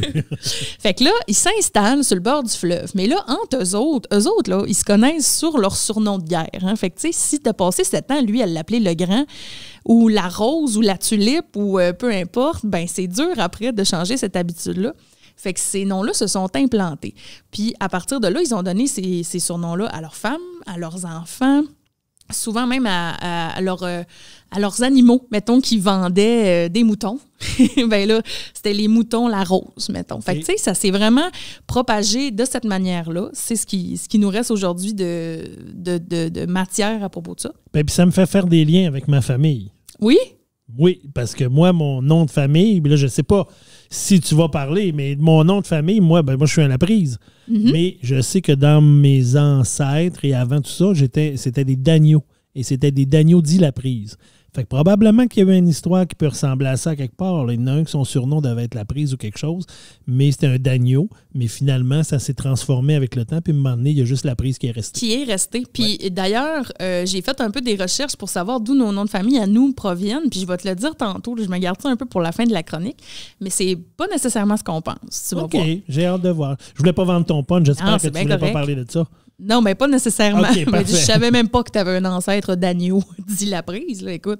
Peut-être que c'était un producteur d'agneau. Peut-être. Ben, tu sais, pour vrai, ça peut vraiment être ça. Là, c'est possible. Puis il y avait beaucoup aussi de noms qui avaient rapport avec la nature. Justement, je le disais tantôt, la tulipe, la rose. La branche. La branche. La montagne. Exactement. Puis, la forêt. En fait, je vais te faire un peu arrêter là. des exemples de toutes les raisons de surnoms. Tu sais, mettons, il y en a que c'était carrément, comme je le disais tantôt, de l'endroit d'où ils venaient. Champagne, Picard, Savoie, Gascon. Ça, c'était des régions de la France. Après ça, l'origine étrangère, l'italien, l'anglais, l'allemand, qui sont des noms qu'on utilise encore au Québec. Des fois, c'était des liens de parenté, parents, tout simplement, le gendre, neveu. Donc, c'est des choses qui revenaient. Des fois aussi, c'était juste des prénoms. Fait que c'était tout simplement Martin, Alain, Michel, que c'est des noms de famille qu'on a encore. Puis souvent, c'était des métiers aussi. Boulanger, qui est devenu parfois Bélanger. Meunier, Dufour, probablement un forgeron. Maçon, exactement. Des surnoms, comme je le disais tantôt, Brunet, Blondin, Leroux. Des fois, c'était des traits de caractère, généreux, le sage, l'espérance. Donc, c'était vraiment selon la personnalité de la personne. Puis là, des fois, c'était des lieux géographiques, la rivière, du pont, des champs. Plantes et animaux, ça revenait beaucoup. La rose, pigeon, le bœuf, le lièvre, rossignol, comme le fondateur des magasins Rossi. Il était inspiré par à peu près tout, dans le fond. Ben, tu sais, on aurait dit un peu, tu sais, moi, ce que je lis de ça, c'est, il faudrait qu'on se trouve des surnoms pour se démêler. Fait que lui, il reste proche de la rivière, ça va être la rivière. On peut pas tous s'appeler Tremblay, même si on en a pas mal. Oui, c'est ça. Ben justement, on va y venir tantôt au fameux Tremblay, là, qui est le nom le plus porté au Québec. Quelques-uns. Et pour continuer aussi sur nos ancêtres militaires, on calcule aujourd'hui qu'on a probablement tous au moins un ancêtre qui faisait partie de la milice française parce qu'il y a eu d'autres menaces en 1685 et on a décidé d'établir officiellement la milice française ici dans la Nouvelle-France. Donc, on envoyait à chaque année 300 environ soldats. Il y en a qui repartaient, mais il y en a beaucoup qui restaient aussi. Puis, on calcule qu'entre 1685 et 1754, c'est plus de 21 000 militaires français qui sont venus en Nouvelle-France. Et de ça, il y en est resté vraiment beaucoup. Fait qu'on peut calculer qu'il y a beaucoup, beaucoup, beaucoup de noms de famille qui découlent des surnoms de guerre. C'est fou, hein? C'est fou. Puis ça veut dire que, c'est ça, tu l'as dit, dans le fond, on a tous un ancêtre quelque part qui est de cette milice-là, le premier, ou en tout cas dans les premiers, ça doit venir un peu de ces soldats-là. Probablement, parce qu'après 6 ans de service, la France offrait toujours la fameuse terre là, en échange que tu restes ici. Puis, il faut savoir aussi que dans ces années-là, il n'y avait pas, mettons, de caserne de soldats. Il n'y avait pas d'endroit où loger les soldats. Donc, ils logeaient chez l'habitant. Ah. Et l'habitant avait souvent des filles.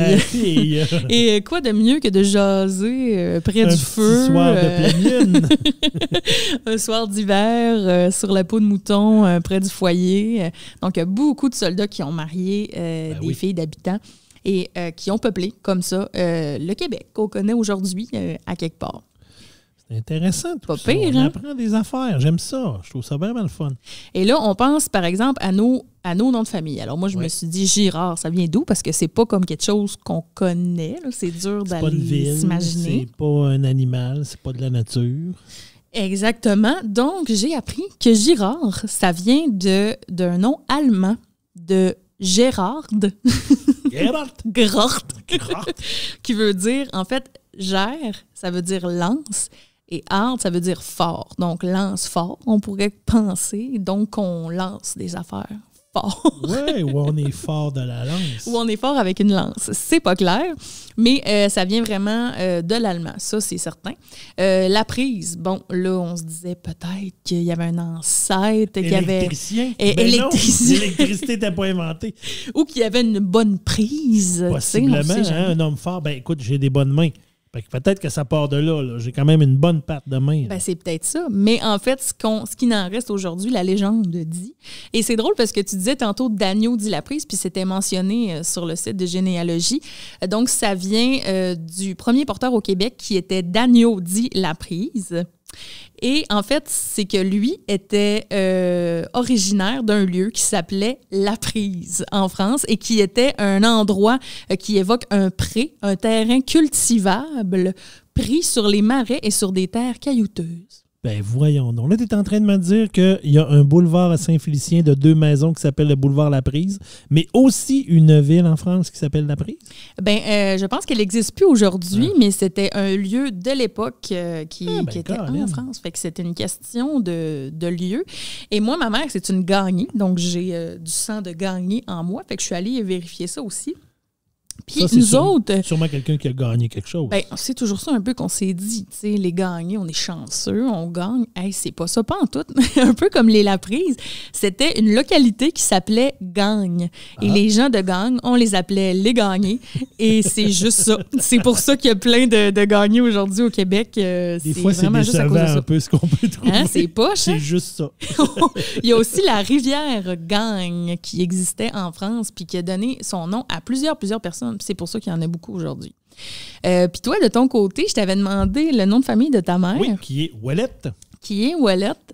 Et d'ailleurs, Ouellette écrit O-U-E-L-L-E-T. Oui, parce qu'il y a les deux. Parce qu'il y a les deux. Et on dit que c'est plus courant de trouver la forme féminine de Ouellette, donc avec les 2 T et le E.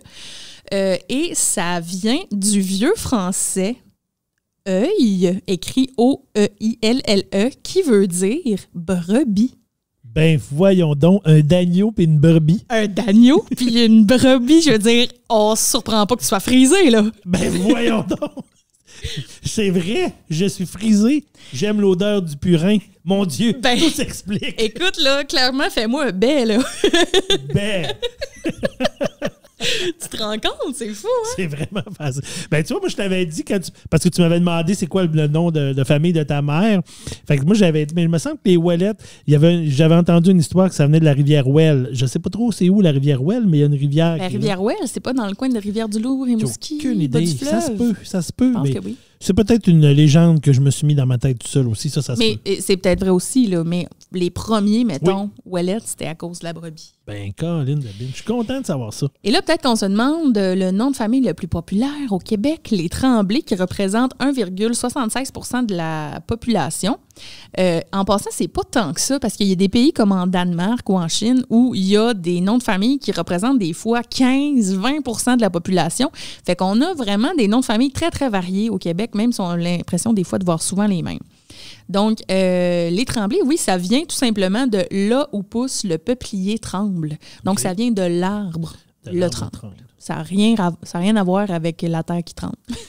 Mais il y a, ben là, je ne sais pas si tu allais en parler, mais il y a quand même énormément de, je ne sais plus combien il y en a là, au niveau des Tremblay, mais chaque famille a sa spécificité. Moi, j'ai un beau-frère qui c'est un Tremblay, mais lui, c'est un Tremblay bichon. Parce qu'il y a des Tremblay bichons, il y a des Tremblay maltais, il y a des Tremblay... Fait qu'eux autres aussi, pour différencier les Tremblay, il y a dans la famille ou dans la lignée, parce que ce ne sont pas tous... Tu sais, c'est pas tous de la même famille. Il y a beaucoup de Tremblay, mais c'est pas tous des Tremblay de la même souche. Mais il y a souvent un autre nom qui vient avec Tremblay. Je me rappelle pas combien il y en a. Il y en a quand même plusieurs pour distinguer des familles à ce niveau-là. Mais tu sais, moi, j'ai un Tremblay bichon, un beau-frère à moi dans ma famille. Intéressant. Et tu vois, moi, mon père m'a souvent dit que nous, on était les Girard, dit barbe sale. Oh! Donc, on ne se nettoyait point la barbe. Et donc, probablement que c'était un surnom. Un ancêtre velu. Qui, un moment donné, qui s'est pas un moment donné peigné à la barbe. Puis, gars, c'est ça, je te dis, on vient tous de des insides de 400 ans, puis on le sait pas.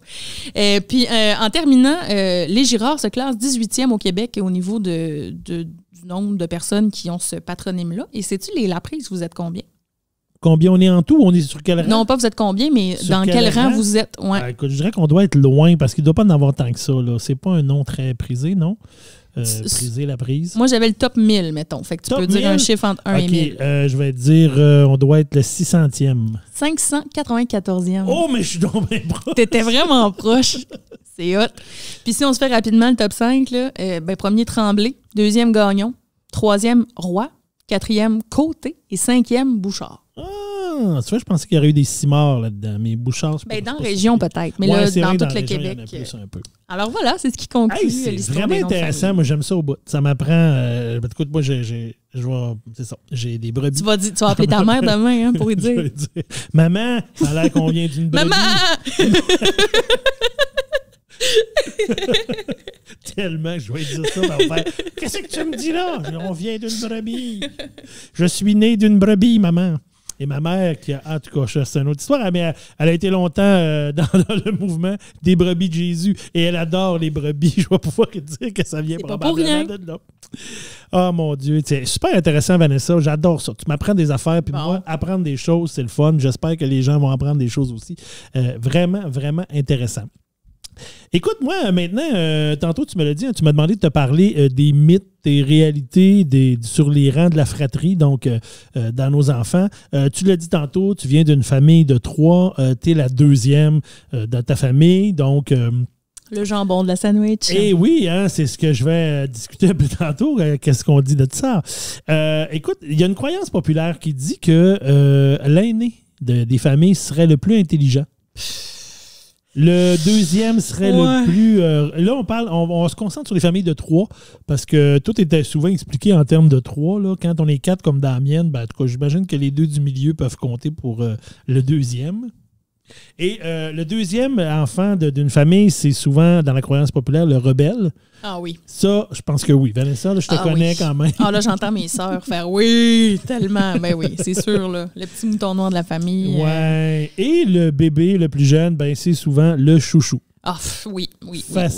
Quoique ma grande sœur est assez chouchou quand même. Ben mais moi, je pense que s'il était là, il dirait que c'est moi le chouchou. Fait que, ben moi, je t'avoue que je suis le chouchou de ma mère chez nous, c'est connu, je suis 3e. Mais tu sais, moi, ma mère, entre moi et mon frère plus jeune, elle a perdu un enfant, donc il y a quand même 6 ans de différence. Donc j'ai eu la chance d'être chouchou pendant 6 ans, puis je pense que c'est resté. Alors, le petit chouchou craquant. Le petit chouchou craquant, mais maintenant, j'ai perdu un peu ce rôle-là depuis que mon frère est un peu plus connu, mon frère le bébé. Donc, on sait bien, on le salue, depuis Phil. qu'il passe à la TV. On sait bien. Il y a toute l'attention. J'ai perdu ma place.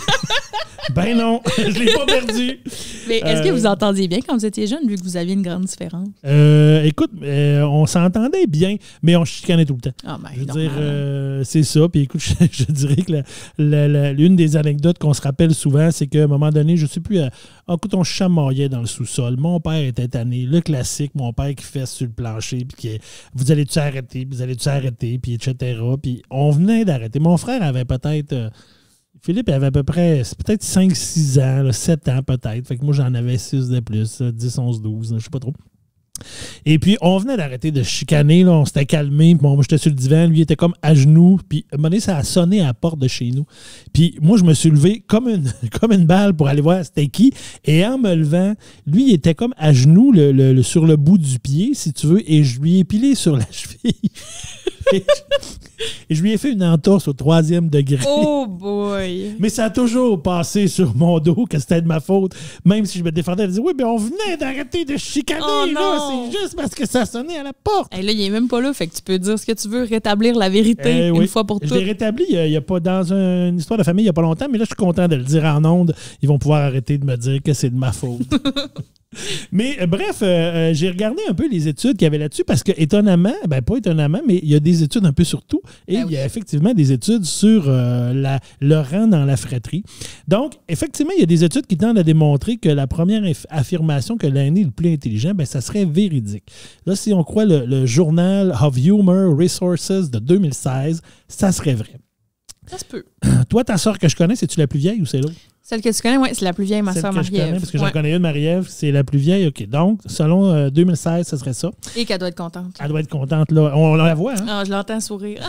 Je suis plus intelligente. Et ça serait expliqué fondamentalement par le comportement des parents. Ouais. Parce que, veux pas, puis écoute, je suis parent, puis je suis d'accord un peu avec ça. Que ta plus vieille, c'est la plus intelligente? Non. Ah. C'est pas ça que je dis. Okay. Je dis que les mots suivants, je dis pas que ma plus vieille n'est pas la plus intelligente, sont tous très intelligents, mes enfants. Bien rattrapé. Mais ce que je veux dire, c'est que le comportement des parents. Parce que avec le premier enfant, on a tendance à vouloir vraiment correctement stimuler notre enfant. Fait que c'est sûr que on fait des jeux, on veut vraiment, on regarde les livres, il faut faire ça, il faut faire ça, il faut faire ci. Alors, on a beaucoup d'interactions avec notre premier, beaucoup plus d'investissement. Juste lui à s'occuper, tu sais. On a juste lui à s'occuper. Quand il arrive un deuxième enfant ou plus, ben là, c'est là que ça diminue un peu ce côté-là. Les parents accordent aussi autant d'amour, il ne faut pas se leurrer, il y a autant d'amour et d'attention à chacun de leurs enfants, mais les premiers-nés, veulent pas, ils ont plus de stimulation mentale parce que quand les autres arrivent, c'est ça. Il y a plus d'enfants, il y a plus de tâches. Là, il faut s'occuper de 2, il faut s'occuper de 3. La vie avance, fait que là, ça fait qu'à un moment donné, on a moins le temps de faire tous les petits jeux avec les enfants comme on faisait au premier. D'ailleurs, je ne sais pas si c'est comme ça chez vous aussi, là, mais moi, ma petite sœur, il n'y a presque pas de photos d'elle. C'est ça que j'allais dire. J'ai dit ça, on le voit dans les albums photos et c'est vraiment comme ça. Ouais. Moi, je me rappelle à quel point on a tout pris en photo de la plus vieille. Son premier caca à la maison, on l'a posé dans sa couche. Là. Fait que, tu sais, je veux dire, on va jusque-là quand on est un premier parent, on capote, on veut tout, on est inquiet de tout. Dès qu'elle craque un peu de travers, le nez qui coule, les affaires, mon Dieu, combien de fois qu'on s'est ramassé à l'urgence? Pas de temps souvent, mais c'est arrivé, à un moment donné, tu te ramasses à l'urgence. Là, je ne sais pas ce qu'elle a, mais finalement, elle n'a rien. Ou finalement, c'est juste ça. Puis, OK, c'est sûr qu'on n'est pas allé avec la deuxième là, à l'urgence pour le même problème. Plus d'expérience. Parce qu'on avait plus d'expérience. Donc, même les chercheurs ont remarqué que les parents avaient moins tendance à lire des histoires puis faire des exercices de stimulation, là, comme réciter l'alphabet ou faire des jeux d'éveil avec les enfants subséquents au premier. Donc, on le voit un peu là, dans nos familles, on regarde ça et on dit « Ouais, ça a du sens. » Puis moi, avec mes enfants, je peux pas dire qu'on n'a pas beaucoup stimulé les deux plus jeunes, mais par contre, là, comme je te disais, c'est ça qu'on dit tantôt, c'est sûr qu'il y a beaucoup plus de photos de la première dans son album que les autres aussi. Ouais, nous autres, chez nous aussi. Mais ce qui est intéressant, c'est que ça révèle que ça n'a quand même pas tant d'incidence sur le tempérament ou la personnalité des enfants, à part sur l'aîné qui, des fois, va avoir tendance à avoir un petit peu plus confiance en lui à cause de tout ça. Mais ça a un véritable effet là, sur les capacités à réfléchir parce que les enfants qui sont nés plus tard, il y aurait moins des bons résultats au niveau cognitif. Donc, on pense que effectivement, le fait d'avoir un petit peu moins de stimulation, ça fait qu'ils ont des moins bons résultats. Et puis, c'est important de retenir que la façon dont on s'investit avec nos enfants, c'est très important, mais surtout dans les premières années de vie, peu importe lequel enfant. Okay. Donc, c'est quand même un peu vrai que le premier est peut-être un peu plus intelligent. Donc, ça, c'est dans les mythes. On va leur laisser ça. On va dire que c'est ça. Donc, c'est qui ton frère le plus vieux? André. Est-ce que tu es d'accord? Est-ce que tu penses qu'André est le plus intelligent de vous? Là, tu me mets dans une position délicate, étant donné que le plus intelligent, c'est moi et je suis le troisième. On sait bien. Non, écoute, à ce niveau-là, je sais pas. Oui, écoute, on est tous allés à l'école beaucoup, fait que, tu sais, veut pas, on a eu beaucoup de stimulation, fait que dans ma famille, je pense que oui et non. Là, je pense qu'on se vaut sur ce niveau-là. Bien répondu. Le deuxième enfant, là, tu essaies de me mettre en boîte. Le deuxième enfant, tu l'as dit tantôt, c'est communément appelé le jambon. Et voilà. Ça fait référence à la sandwich. Donc, le jambon qui est pris entre l'aîné et le benjamin, qui sont les deux tranches. Moi, ça me choquait quand j'étais jeune, là, quand mon père disait ça. Là. Le jambon de la sandwich. Mon petit jambon. Ça me choquait. Mais, à un moment donné, je me suis comme dit, et je l'ai dit à ma famille, j'ai dit, ça me dérange pas que vous me traitez de jambon. C'est bien moins plate qu'être une tranche de pain. C'est poche être une tranche de pain, pas de saveur. Moi, au moins, je suis la raison d'être de la sandwich, le jambon. T'as pas de jambon, t'as pas de sandwich. Donc, tu t'es développé une identité de jambon. Ouais, c'est bon, ça. Mais moi, j'ai eu vraiment un switch de personnalité au secondaire, là, vraiment marqué. Là. Je fais ça vite, là, mais quand j'étais au primaire, j'étais vraiment tranquille. Je parlais pas, j'étais gênée, j'avais pas beaucoup d'amis. C'est vraiment le contraire de ce que je suis aujourd'hui. Puis à un moment donné, il y a eu je sais pas quel déclencheur, là, mais en secondaire 2, là, début secondaire 3, je me suis complètement rebellée contre toute forme d'autorité. Et je suis devenue vraiment extravertie. Ben, c'est ça. Bon, ça. Fait que c'est resté, le côté extraverti. Et c'est resté, oui. C'est excellent. Mais tu sais, le deuxième enfant, ben, c'est souvent celui qui ramasse le vieux linge de l'aîné. Oui, On s'en sort pas tant que ça. Non, moi, mes parents nous habillaient vraiment beaucoup et bien. Ça, je dois le dire. Là. Sur toutes les photos que je vois, je fais, mon Dieu, maman, que tu nous habillais bien. On n'a jamais le même kit. Mais moi, j'avoue que chez nous, oui, la deuxième a porté quand même certains vêtements de la première. C'est celle aussi que souvent devant qui l'enfant, les parents sont un peu moins pâmés. Hein, on l'a dit tantôt. Nous autres, on s'était bien énervé avec le premier caca à la maison qu'on a posé, mais on s'entend que le premier caca de la deuxième à la maison, on l'a mis aux poubelles, ça n'a pas dérangé. Oui, mais ça, c'est peut-être mon besoin de prouver quelque chose dans ma vie. Là. C'est un peu le syndrome du deuxième enfant, je pense. Là, ça se peut. Prouver à mes parents que moi aussi, je suis capable. Moi aussi, je suis bonne. Checker ce que je fais. Là. Puis on l'a dit tantôt, ben, c'est celui qui a souvent moins de photos que le premier dans son album photo. Ou sinon, qu'à chaque fois qu'il y a une photo de lui, ben, il y a toujours un autre enfant qui fait un photobomb en arrière ou qui passe en arrière ou qui était avec l'autre. Fait que tu as rarement des photos. Mais moi, j'étais tellement un beau bébé. Écoute, il y a plein de photos de moi. Tu es encore un beau bébé aujourd'hui. Arrête-moi ça! Tu me gênes. Arrête, t'es pas gêné, t'aimes ça. Donc... mais est-ce que tu vois des avantages, par contre, à avoir été le jambon dans ta famille?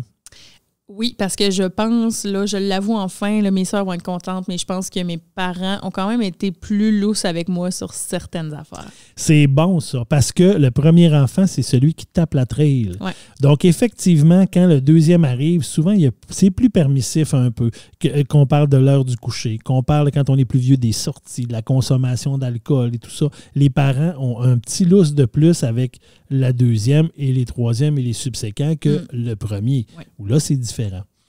Puis le deuxième, l'avantage, c'est que c'est pas un produit d'essai-erreur.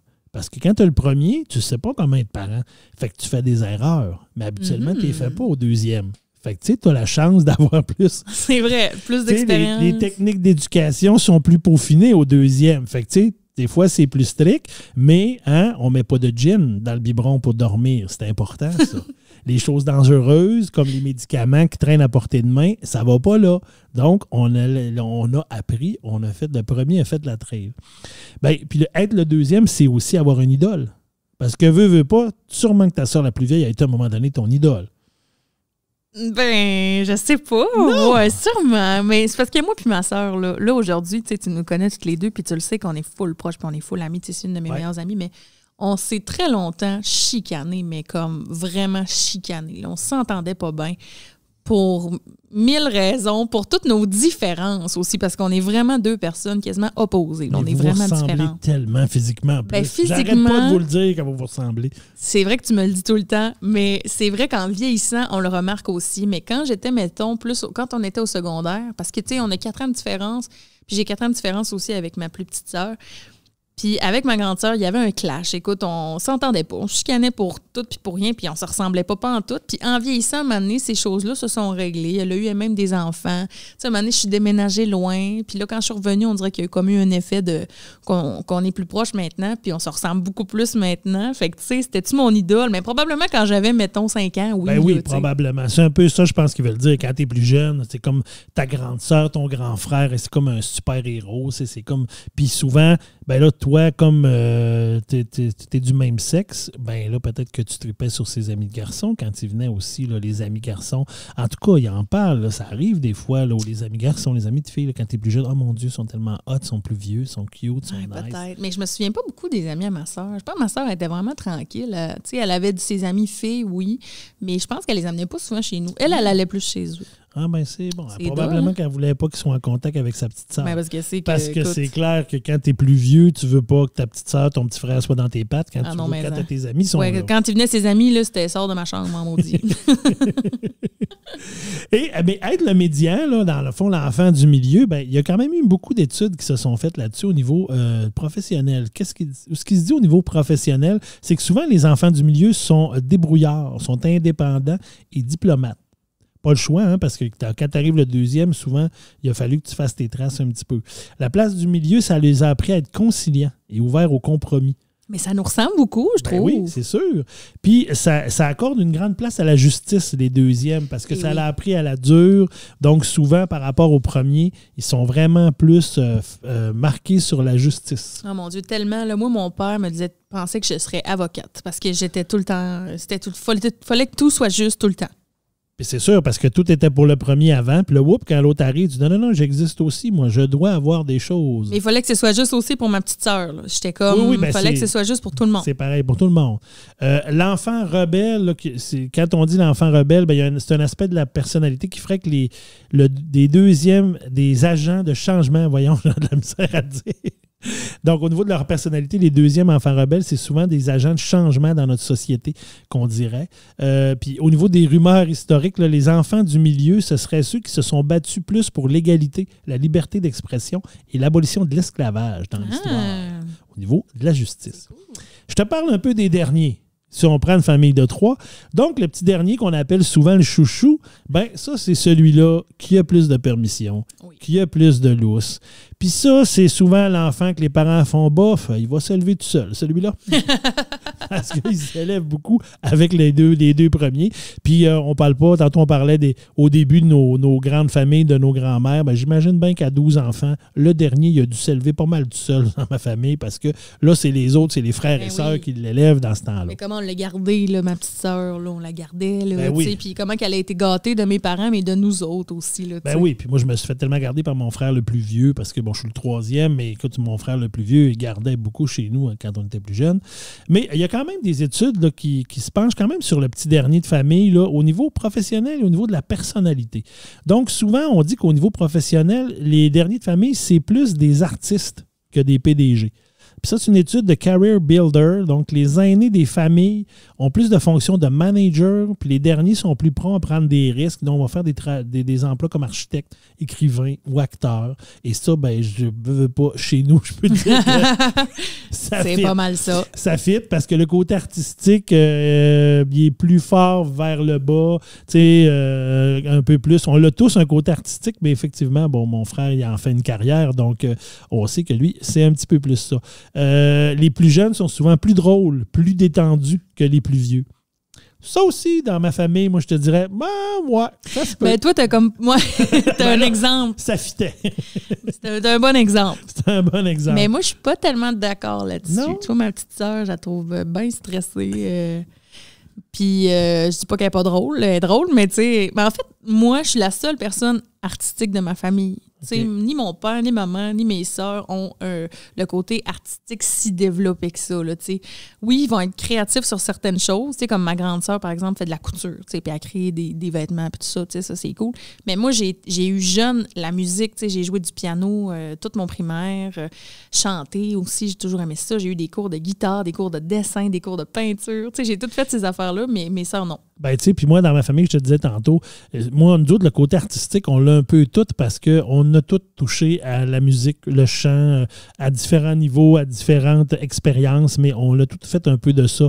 Théâtre, scène, mes parents, ça chantait dans les chorales, ça faisait de la musique aussi. Donc, tu sais, le côté artistique, on l'a tous malgré tout. Là. C'est sûr que, mon frère plus jeune l'a développé probablement plus parce qu'il en fait un métier par rapport aux autres, mais on l'a tous aussi. Mais je veux juste souligner, parce que ma mère m'en voudrait de ne pas le faire, qu'elle, c'est vrai qu'elle a un côté, je dirais, des deux parents, mettons, plus artistique parce que mais elle, c'est plus mise en scène.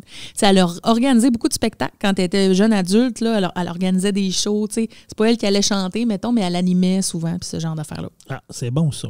Puis, tu sais, le plus jeune, souvent, ce qu'on dit, c'est qu'il va souvent apaiser les tensions entre les deux premiers. Puis le plus jeune, souvent, va devenir un peu l'allié de l'aîné. Pour que, vite, rapidement, il va se faire une espèce de petite alliance entre le plus vieux et le plus jeune pour... Oui, ça, c'est tellement vrai que, oui, j'ai été souvent très rejet de mes sœurs. Parce que le petit dernier, tu sais, c'est le bébé, puis tout ça, mais il y a souvent une petite alliance. Puis dans ma famille, je dirais, dans mes enfants, à moi, là, les trois, je peux dire que oui, là, ça a été... Là, maintenant, ils ont une très belle complicité, les trois, puis mes deux dernières ont une super belle complicité, mais ça n'a pas été gagné tout le temps, là. Plus à l'adolescence, quand ils étaient plus jeunes un peu, là, c'était plus difficile un peu de ce côté-là.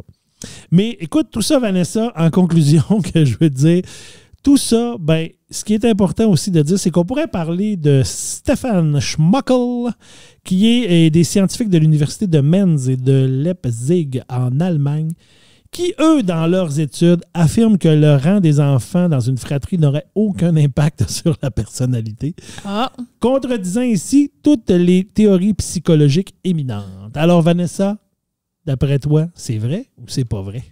Moi, je pense que c'est vrai. Moi, je pense que ça détermine quand même certains traits de notre personnalité, la place qu'on a dans notre famille. Ben, quand on dit qu'il y a une étude pour tout et pour son contraire, ben, je pense que là, on en a la preuve. On en a la preuve, c'est qu'il y a beaucoup d'études sur les rangs, mais il y a aussi des études qui disent que ça n'a pas de lien à quelque part. Mais je suis un peu d'accord avec toi. Je pense qu'il y a certaines choses qui sont vraies et qui sont influencées par le rang qu'on a. Et c'était ma conclusion. Hey, merci, c'était le fun. Je pense qu'on aurait pu parler de ça une demi-heure de temps, là, de parler de nos frères et sœurs, tout le temps le fun. J'espère juste qu'ils ne seront pas choqués. Voyons, excuse-moi. Je ris parce que je me dis, ils vont-tu l'écouter? Tu sais, je suis sûre que je vais avoir des réactions. Là. On a été gentils, là, on n'a rien dit méchant. Oui, ben non, je sais bien. Bon, ben c'est à mon tour de clore le podcast avec ma dernière chronique que tu m'as demandé de préparer. Tu m'as demandé de parler de la famille Dion, de la famille de Céline Dion. Et je te dirais que au fil de mes recherches, l'angle que j'ai décidé de prendre, c'est de te parler surtout de Maman Dion. La matriarche. La matriarche. Pourquoi Maman Dion? C'est parce qu'en lisant puis en regardant des vidéos puis en m'intéressant à la famille Dion, tu sais, je me suis vraiment rendu compte que c'était clairement elle le pilier, si tu veux, de toute cette histoire-là, de toute cette famille-là. Puis aussi, il y avait un côté un peu féministe en moi, probablement, qui se disait, crème, c'est rare que c'est une femme qui est comme à la tête vraiment d'une famille puis d'une histoire. Puis on parle souvent de grandes familles en parlant des hommes. Puis là, je trouvais ça intéressant de le faire du côté féminin. Puis c'est vrai que dans la famille Dion, le père Adhémar, on le voyait, mais il n'était jamais en avant, il n'était jamais en avant-plan, il était jamais... C'est Maman Dion qui était là puis qui prenait le lead. Ben c'est ça. Puis en fait, je me suis rendu compte aussi on connaissait beaucoup l'histoire de Céline. Tu sais, on connaît tous un peu son histoire, qu'elle a grandi à Charlemagne, tu sais, que sa famille était pauvre, puis qu'à un moment donné, sa mère a écrit une chanson, puis tu sais, que c'est comme ça que ça a décollé. Mais moi, en fait, je vais m'intéresser beaucoup au avant Céline. Qu'est-ce qui s'est passé pour les Dion, puis pour Thérèse Dion en particulier. Tu vas voir qu'elle a une histoire, je pense, très intéressante qui démontre beaucoup de résilience pour toutes sortes de raisons. Puis, en tout cas, je trouve ça bien le fun. Moi, j'ai appris plein de choses, puis j'espère que vous allez en apprendre aussi. Fait que d'abord, sais-tu d'où vient Maman Dion? Je vais l'appeler Thérèse. Okay? Je vais l'appeler par son petit nom là, pour le besoin de la cause. On peut l'appeler Thérèse. D'où vient Thérèse? Thérèse, elle vient pas de Charlemagne, donc elle vient de Montréal. Non, mauvaise réponse. Elle vient d'une région. Elle vient de la Gaspésie. Tu savais pas ça, hein? Non, je ne savais pas ça. Ben moi non plus. Elle vient de Saint-Anne-des-Monts, plus exactement. Son nom de famille, son nom de fille, comme on dit, c'est Tanguay. Savais-tu? J'ai déjà entendu Tanguay, oui, ça je le savais par exemple. Elle est née en 1927 et elle était dans une fratrie de 9 frères et sœurs, donc elle avait 8 frères et sœurs. Et c'était des années pas nécessairement faciles pour le Québec. On se souvient de la crise de 1929, donc elle avait 2 ans à l'époque. Et le gouvernement avait mis en place un programme pour donner gratuitement des terres à ceux qui avaient bien le courage d'aller la défricher, tu sais, parce que c'était des terres rough, là, puis ça a été le cas aussi dans notre région, mais là, ça se passait en Gaspésie, mais... Des terres de roche. Des terres de roche, des terres de bois de bout, comme on dit, qu'il fallait abattre, puis tout ça. Et le père, son père qui s'appelait Achille, a décidé de se porter volontaire pour ça. Et au fil du temps, il a aidé à bâtir ce qui allait devenir le village de Saint-Bernard-des-Lacs. Donc, lui et d'autres hommes de Saint-Anne-des-Monts sont partis ensemble, puis ils ont fondé un village. C'est fou quand même hein, de penser ça. Puis c'est là, même pas 100 ans. Oui, c'est ça. Ça fait pas si longtemps que ça. Là. On parle pas de 1800 puis de 1700. Là. Non, c'est ça. Thérèse a toujours été très intelligente, très allumée, très volontaire aussi. Donc, elle adorait l'école puis était super bonne à l'école. Elle avait des bons résultats. Elle adorait ça, en fait. Et il y a un matin où elle était en train de préparer ses livres. En fait, non, c'était un soir. Elle préparait ses livres pour retourner à la rentrée scolaire le lendemain. Elle avait 13 ans à l'époque et son père est venu la voir puis il a dit « Écoute, tu fais ça pour rien. Puis elle dit, comment ça, je fais ça pour rien, j'ai de l'école demain. On a décidé de te retirer de l'école. Ta mère a besoin de toi. T'es rendue assez vieille pour l'aider à faire le pain, à faire les galettes, à t'occuper des plus jeunes. Fait que c'est terminé l'école pour toi. Puis ça lui a fait bien de la peine, puis ça va quand même la suivre aussi dans sa vie. Elle va regretter longtemps de ne pas avoir été plus scolarisée. Elle va même faire une fondation pour envoyer des enfants plus défavorisés à l'école et tout ça, parce que ça l'a vraiment marqué. Mais donc, elle a dû arrêter l'école. Réalité de plusieurs familles à l'époque et de plusieurs jeunes filles. De plusieurs filles, ben oui, c'est ça, exactement. Cependant, ce qui l'a vraiment... j'ai juste le mot « driver » en tête. Là, il doit y avoir un mot français pour ça, mais motivé, motivé. Au courant de sa préadolescence et de la fin de son enfance, c'est qu'à son anniversaire de 11 ans, elle a reçu un cadeau qui est pour elle le plus beau cadeau qu'elle n'aura pas eu de toute sa vie parce que ça va être définitif pour le reste de sa vie, ça va changer tout. Elle a reçu un violon. Ça coûtait quand même cher à l'époque et ses parents ont voulu lui faire plaisir et elle va jouer du violon, Thérèse Dion, toute sa vie. Même, on ne sait pas ça, on l'a peut-être même jamais vu jouer. Je n'ai pas souvenir de l'avoir vu avec un violon. Paraît-il qu'elle était très, très, très douée avec le violon, puis ça va vraiment égayer, si tu veux, même toute sa famille. Là, elle va jouer de la musique pendant une grande, grande partie de sa vie. Dans les années 40, la famille Tanguay déménage à Latuc pour des raisons de travail. Son père avait trouvé un travail dans ce coin-là. Et elle, comme elle est rendue à 13-14 ans, elle décide de se trouver un emploi. Puis elle va travailler dans une pouponnière. En fait, au départ, elle faisait du ménage là, dans un hôpital, puis finalement, elle a fini par s'occuper des petits bébés. Puis là, elle va vraiment aimer ça. Elle va triper. Et même qu'elle aurait aimé ça aller faire un cours en infirmière à Montréal. Mais encore une fois, pour l'époque... C'était plus difficile. C'était plus difficile, donc ses parents lui ont refusé ça. Donc, elle s'est dit, OK, je vais continuer de travailler à pouponnière, puis je ne serai pas infirmière, mais elle a vraiment, c'est pour ça, je pense aussi qu'elle a eu beaucoup d'enfants. Elle a vraiment eu un coup de cœur pour les petits bébés. C'est ça. Et un bon jour de printemps, je ne sais pas c'était quel temps de l'année, mais moi, j'invente que c'était le printemps. Toujours plus cute au printemps. Oui, c'est ça. Son père lui dit, il y a un autre gars de Sainte-Anne-des-Monts qui habite à Latuc. Puis on va aller le voir, puis tu vas venir avec moi, puis amène ton violon. Je pense qu'il y a des enfants qui font de la musique aussi, puis tu vas pouvoir jammer avec eux autres. Voyons donc. Viens-t'en, ma Thérèse. Fait que là, elle, d'abord, elle n'est pas sûre. Elle est comme... Moi, les garçons. C'est beau, je vais y aller. Fait que là, elle y va. Puis quand l'amie, en fait, la femme de l'amie de son père, a vu le violon, elle a dit « Oh mon Dieu, il faut absolument que tu joues avec Adhémar. » Qui joue de l'accordéon. Adhémar vient d'arriver dans l'histoire. Ouais. Puis elle s'est dit, arc, Adhémar, c'est donc bien un vieux nom lettre, ça n'a pas de bon sens. Pour vrai, là? Oui, pour vrai. Elle a même dit à sa sœur. Ouais, okay. Elle a dit à sa sœur, c'est quoi ce nom-là? Oh mon Dieu. Et là, ce gars-là a descendu les marches et là, ils se sont regardés. Puis ça a été le coup de foudre. Il s'est passé quelque chose. Ils ont joué ensemble, violon et accordéon. Ça s'accordait à merveille. Donc, écoute, n'en fallait pas plus. Ils étaient en amour et se sont mariés en 1945 alors qu'elle avait 18 ans. C'est un peu comme mes parents, juste pour faire une petite anecdote, parce que récemment, mon père, dans le premier confinement, il a écrit ses mémoires. Donc, puis on était en lecture de ça, puis ils nous en ont parlé quand même pas mal. Puis, effectivement, mon père était enseignant, ma mère était enseignante, et puis quand il était chez les frères, il est sorti de chez les frères après 5 ans, il s'est retrouvé enseignant à l'Adoré. Ma mère venait de l'Adoré à l'école, puis elle était enseignante là. Et puis, la sœur de ma mère, à un moment donné, elle avait dit à ma mère, « Hey, t'as-tu vu le nouveau professeur qui est arrivé? » Puis ma mère, il a dit, « Mon Dieu, il est tellement laid, un grand mec avec un grand nez, il est laid, puis je le trouve pas beau. » Et aujourd'hui, ils sont ensemble depuis presque 60 ans. Ah ben, c'est-tu pas beau? C'est comme Adhémar, puis Thérèse, c'est pareil. C'est pareil, c'est ça. Fait que même s'il avait un mauvais nom, c'était quand même un bon gars. Fait que c'est ça. Puis lui, dans ce temps-là, il partait sur les chantiers, le bûcher du bois. Fait qu'il était pas là nécessairement souvent, mais il s'écrivait beaucoup.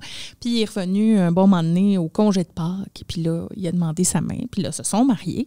Et ils sont allés en voyage de noces dans la ville de Québec. Et c'est dans cette ville que Adhémar a annoncé à Thérèse qu'il ne voulait pas d'enfants. Ben voyons donc, tu pauvre garde. C'est le genre de choses d'habitude qu'on parle avant de se marier. Habituellement, c'est avant. Elle qui tripait sur les poupons, qui travaillait d'une pouponnière, puis qui voulait des enfants le plus rapidement possible, là, elle était comme, ben, OK. Merci de cette information. Fait que là, ils étaient mariés ensemble. Fait que pendant un petit bout de temps, ils ont décidé... Et là, elle n'a jamais révélé de quel moyen, mais d'empêcher la famille. Donc, pendant un petit bout. Mais là, ces moyens-là... un péché terrible à l'époque, empêcher la famille, c'était un péché. Ben oui. Fait que là, finalement... À peu près un petit peu plus d'1 an après leur mariage, en 1946, elle est quand même tombée enceinte. Parce que là, les moyens du temps n'étaient pas nécessairement fiables, parce que même aujourd'hui, des fois, c'est pas fiable. C'est dur d'empêcher la famille à un moment donné. Alors, naquit Denise. Denise était tellement un bon bébé que Adhémar, finalement, sa réticence s'est estompée, puis il s'est dit, ben coudonc, finalement, j'en veux des enfants, j'aime ça, puis c'est bien moins compliqué que d'essayer d'empêcher la famille, fait que faisons-en, et une chance, parce qu'il y en a eu 14, quand même. C'est ça, je me disais, entre 0 et 14, Adhémar, il y a une coche. Il y a pogné de quoi, là, tu sais. Fait qu'entre 46 et 51, ils vont avoir 4 enfants, Denise, Clément, Claudette et Liette. Et là, c'est cette année-là qu'ils décident de déménager à Charlemagne. Donc, Adhémar était bûcheron et il était pas souvent à la maison. Et Thérèse était bien tannée de ça. Elle a dit là, un moment donné, moi, je suis pognée de sollicite avec les 4 enfants. Puis elle a toujours eu des plans de visiter le monde, de changer le monde, de faire des actes philanthropiques, d'aller aider, d'être impliquée dans son milieu. Fait que là, elle était comme un peu à bout, tu comprends, d'être dans la cuisine. On dirait l'inspiration des filles de Caleb puis d'Émilie Bordelot qui, à un moment donné, avec son Roy, elle déménage, puis qui lui est tout le temps parti, puis qu'elle est avec les enfants, ben les élèves, qu'à un moment donné, puis tu sais, qui est enseignante, qui veut aussi, qui a tellement voulu, fait que ça se ressemble, on dirait. C'est vrai, ça se ressemble. Mais je trouve ça finit mieux, je pense. Oui, je pense que oui. Là, on s'entend là-dessus. Donc, il déménage à Charlemagne. C'est un ami d'Adhémar qui avait trouvé un emploi là. C'est pas clair. Dans mes recherches, j'ai vraiment essayé de trouver. Là, un moment donné, c'était écrit qu'il avait été bouché. Là. C'était peut-être ça. Je suis pas sûre. C'était-tu dans une usine? C'est pas clair. En tout cas, ils ont déménagé à Charlemagne. Mais ils restaient dans vraiment un très, très petit appartement, très, très modeste. Il y avait seulement 2 chambres. Donc, tous les enfants dormaient dans la même chambre. 4 enfants dans une même chambre. Puis là, Mané retombait enceinte. Puis là, un autre bébé, on va le mettre dans le tiroir avec un oreiller. Là, la fameuse histoire. Fait que là, elle était bien écœurée de vivre dans cette maison-là. Là, ça va faire. Puis là, Mané, là, elle était à nouveau enceinte. Là, on avait un autre enfant qui s'en venait. Et elle a entendu à la radio qu'ils octroyaient un prêt de 10 000 $ à 10 couples pour bâtir leur propre maison. Fait qu'elle a fait ni une ni deux. Elle s'est assise là. Crée-moi pas, c'est elle qui a dessiné les plans de la maison. Et elle s'est occupée des matériaux. Puis elle a fait, c'est ça qu'on fait, let's go, on bâtit la maison. Fait qu'imagine-toi une madame avec une grosse balloune, ben enceinte, qui déplace des madriers. Ça va être la chambre. Puis tu sais, elle s'est bien mis là-dedans, là, elle a construit la maison. Fait qu'en 53, toute la famille déménage, puis ils s'en vont là. Puis dans cette maison-là, il y avait eux autres qui vivaient en bas, puis il y avait 2 loyers en haut aussi pour avoir des revenus supplémentaires. Cependant, drame, en 1957, le père d'Adhémar, Charles Dion, a été frappé mortellement par un train à 2 pas de la maison.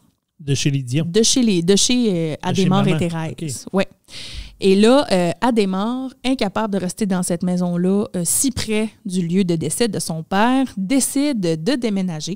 Donc, on déménage encore dans une autre maison de Charlemagne où cette fois, ils vont habiter jusqu'en 1982. Là, je te parle de 1967, OK? Maman Dion a 40 ans. Ses derniers enfants, Paul et Pauline, des jumeaux jumelles, sont à l'école, à la maternelle. Elle trouve que sa part est faite là, pour la famille. Fait qu'elle veut retourner sur le marché du travail. Fait que là, elle se met à chercher une job. Elle passe des entrevues, puis tout, puis ça va bien. Mais maintenant, elle mal de cœur, il pogne. Ben voyons donc, oui. Pas folle, là. Elle en a eu 13 autres. Elle sait qu'elle est enceinte. Là. Fait que là, va chez le médecin. Effectivement, madame, vous êtes enceinte. Et ça va vraiment la décourager. En fait, elle va tomber dans une dépression. Tout au long de sa grossesse, elle va être vraiment dépressive. Elle veut déjà que sa famille ne vit pas tant que ça dans la richesse. Là, elle se dit un autre enfant dans la misère. C'est pas facile, mais elle le cache à ses autres enfants. Imagine comment ça doit être tough de s'occuper de 13 enfants quand tu es en dépression. Quand tu es dans les années 60. Ça doit être terrible. Fait qu'elle était tout le temps au chaudron. Ça a l'air même qu'elle faisait du macaroni, puis pour qu'il soit rouge un peu, elle mettait du ketchup. Tellement qu'elle n'avait pas d'argent. Fait que, tu sais, nourrir tout le monde, la vaisselle, ouais, let's go. Puis là, elle s'est mise à devenir full bonne en cuisine. Croton, tête fromagée, rôti de porc, les tartes, ouais, ça y allait par là. Puis ça va la suivre longtemps dans sa vie. Hein. Elle est bien reconnue pour ça. Et donc, elle a eu son 14e enfant, la belle Céline. Céline. Qu'elle a appelée Céline. Céline, qui était un bébé, paraît-il, extrêmement joyeux tout le temps, qui était une enfant aussi très tranquille, qui prenait pas beaucoup de place. Et chez eux, c'était toujours la fête, hein, la musique. Tout le monde, chez les Dion, jouait d'un instrument. Il y avait il y en a qui chantaient, il y en a qui faisaient du violon, comme Maman Dion, accordéon, piano, tout y passait, guitare. Fait que c'était très, très, très festif. Et ils sont d'ailleurs devenus reconnus comme étant la famille musicienne de Charlemagne. Et c'était tout le temps eux qui jouaient pour les mariages, les parties, tout ce qui se passait à la salle paroissiale, c'était eux autres. Les Dion étaient en ville. Les Dion étaient là. Et là, à 46 ans, Thérèse trouve une job comme vendeuse dans un magasin. Et là, comme elle était très intelligente et très douée pour les affaires, elle devient gérante et elle crée un centre commercial. Voyons donc. Ouais, le centre commercial qui Charlemagne, elle a donné le nom de son père, en fait, les initiales de son père, le AT. OK. Oui, à Charlemagne. Et à la même époque, son mari et leur fille Claudette ont ouvert un bar, le Vieux Barry. Savais-tu ça? Non, je savais pas ça. Le Vieux Barry, où tous les membres de la famille se donnaient en spectacle, tout le temps, y compris Céline. Évidemment. Et là, ça a tellement pogné à cause de Céline que les gens appelaient et disaient « La petite fille, elle va te chanter en fin de semaine, là, parce que si elle n'est pas là, on y va pas. » Si elle chante pas, on y va pas. Là. Exactement. Fait que là, ça a tellement pogné que Maman Dion a été obligée de lâcher sa job au centre d'achat puis de s'en venir faire la cuisine. Oh, la cuisine. La cuisine. Oh, la cuisine. Puis le père, lui, Adhémar, il s'occupait du bar. C'est bon, ça. Par exemple, tragique. Adhémar avait des problèmes d'alcool, Christian. Faut se dire que, hein, avec une femme qui ronne de même, puis tous ces enfants-là, ça se peut que tu aies le goût de boire. Puis quand tu t'occupes d'un bar, c'est facile de boire. Quand t'en mets dedans, c'est plus facile d'habitude. Oui, c'est ça. Puis le fait est qu'il a été complètement sobre pendant 25 ans parce qu'il savait qu'en dedans de lui, il y avait, si tu veux, la fibre alcoolique. Pour lui, c'était une menace dans sa vie, puis il le savait. Mais là, en ayant le bar, qui dit bar dit alcool, et il est retombé un peu dans l'alcool. Fait que là, ça allait, c'était rough quand même. T'sais, oui, la musique, oui, le party, mais l'alcool beaucoup mélangé à ça. Excuse-moi. Et donc, c'est ça, Maman Dion qui a travaillé là aussi. Ça a été des grosses années là, pour les Dion quand même, là, ça roulait. En 1979, encore une fois, drame, l'établissement est victime des flammes. Donc, le Vieux Barry passe au feu. Et là, c'était... Toute la famille était comme dévastée de ça parce que c'était leur place à eux autres. C'était là qu'ils faisaient leur show. C'était là qu'ils avaient vécu plusieurs beaux moments de leur famille. Fait que ça a été très difficile. Et là, en découle de ça, Maman Dion qui se dit, là, faut faire quelque chose. Faut, au nom de notre famille, faut qu'il n'y ait un de nous autres qui réussisse, OK? Ça en prend un dans la gang. On va choisir, là, mais ça en prend un. Beaucoup de pression pour une enfant de 11 ans. C'était Céline qui a été choisie. Donc, Maman Dion s'est dit, j'ai pas d'autres enfants à m'occuper qu'elle. Je vais prendre le temps. Cet enfant-là a clairement un don pour la musique. Elle a une voix magnifique. Puis c'est vrai qu'elle chantait très bien quand on entend des extraits de Céline à cet âge-là. Donc, elle avait vraiment quelque chose de spécial. Puis là, elle s'est dit, moi, je vais faire les choses en grand. C'est pas vrai que je vais envoyer un démo de ma fille avec une chanson qui appartient à quelqu'un d'autre. Fait que je vais y écrire une toune. Fait que cette femme-là, qui avait jamais écrit de toune de sa vie, s'est assise là pendant une soirée, puis elle s'est dit, elle a écrit cette chanson-là. Ensuite, elle a amené ça à son fils Michel, puis elle a dit, tiens, tu vas me faire la musique de cette toune-là. Puis lui, il était comme, j'ai jamais écrit de musique. Puis moi, j'ai jamais écrit de toune. C'est ça qu'elle a répondu. Moi, j'ai jamais écrit de paroles, mais tiens, des paroles. Fait que là, tu vas nous faire de la musique. Puis il va réussir. Ça va être sur une cassette qui va être envoyée à René Angélil. On le sait maintenant. Évidemment. Elle avait choisi René Angélil parce que c'était l'impresario à l'époque de Ginette Renault. Ginette Renault, c'était assez big, là. Qui était la chanteuse du Québec à ce moment-là. Toute la famille Dion tripait dessus, c'était leur idole. Fait que c'est ça. Puis ça a été compliqué, là. Il l'a pas écouté tout de suite, là. Il a fallu que Michel le talonne, puis il le rappelle, puis écoute-la à la cassette qu'on t'a envoyée, tu sais. Il l'a écouté et il a rappelé Michel tout de suite. Je veux les rencontrer demain.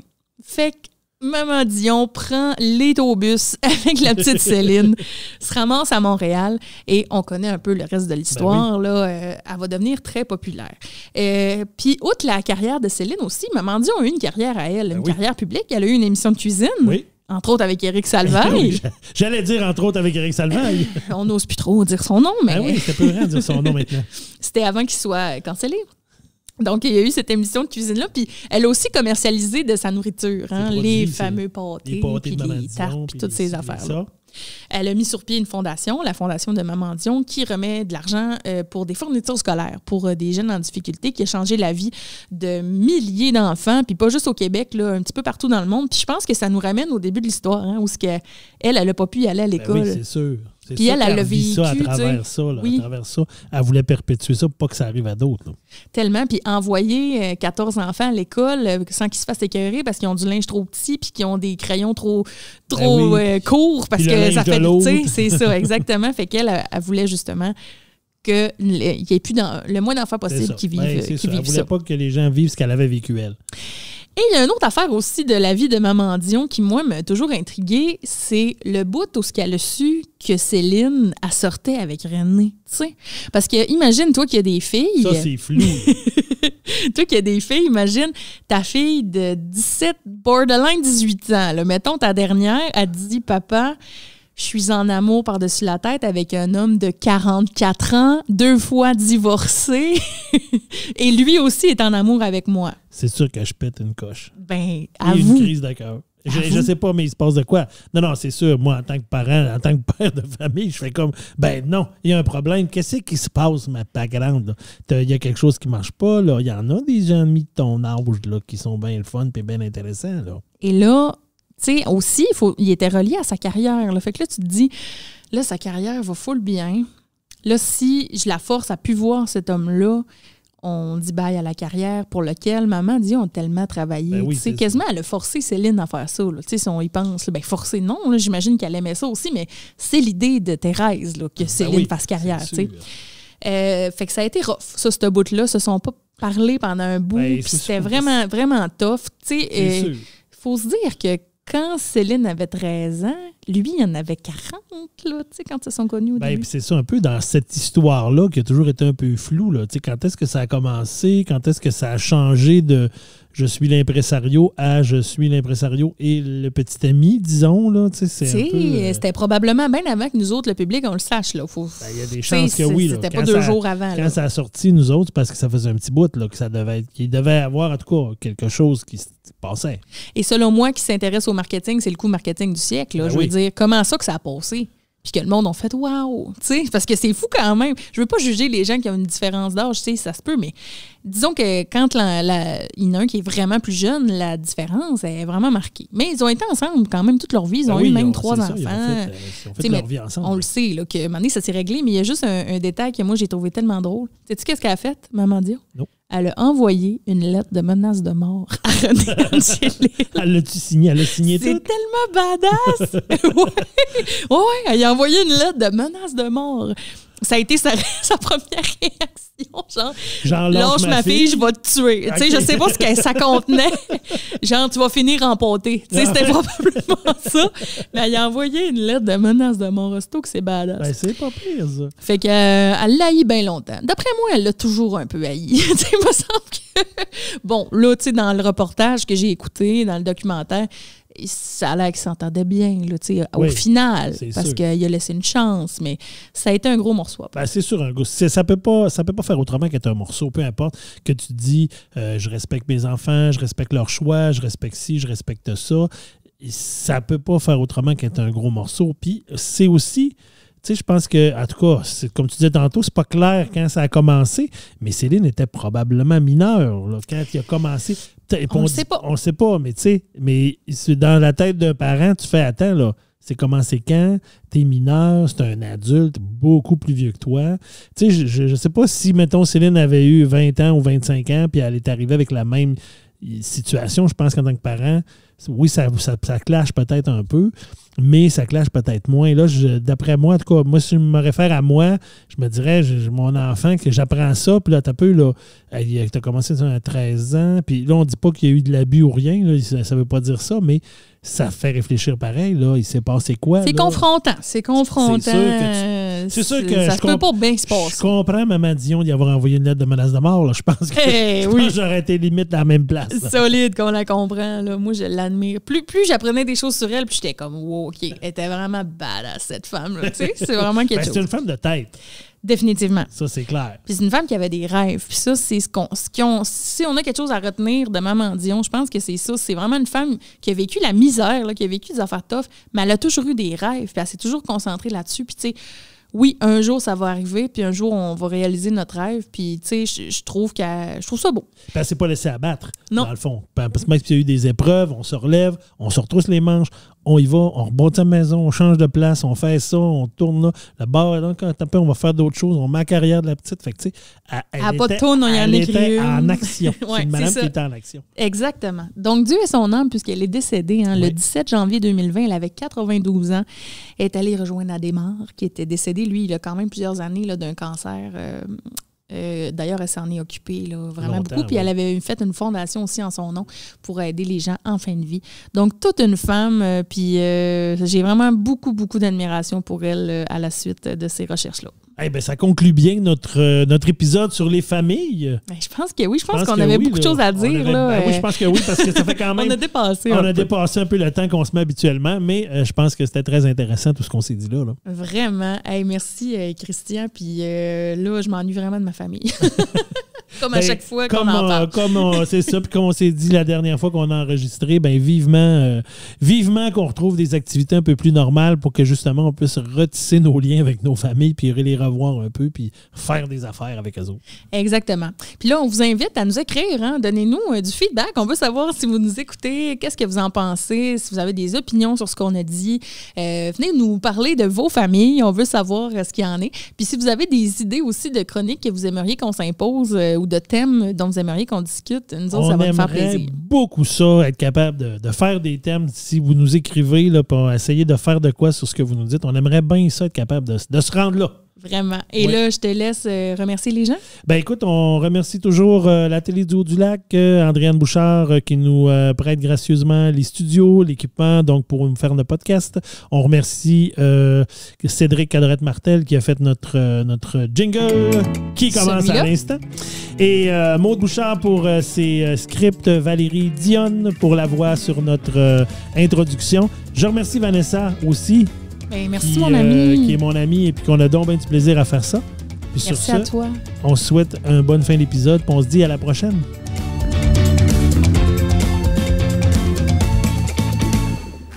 Ce balado est produit en collaboration avec la Télé du Haut-du-Lac.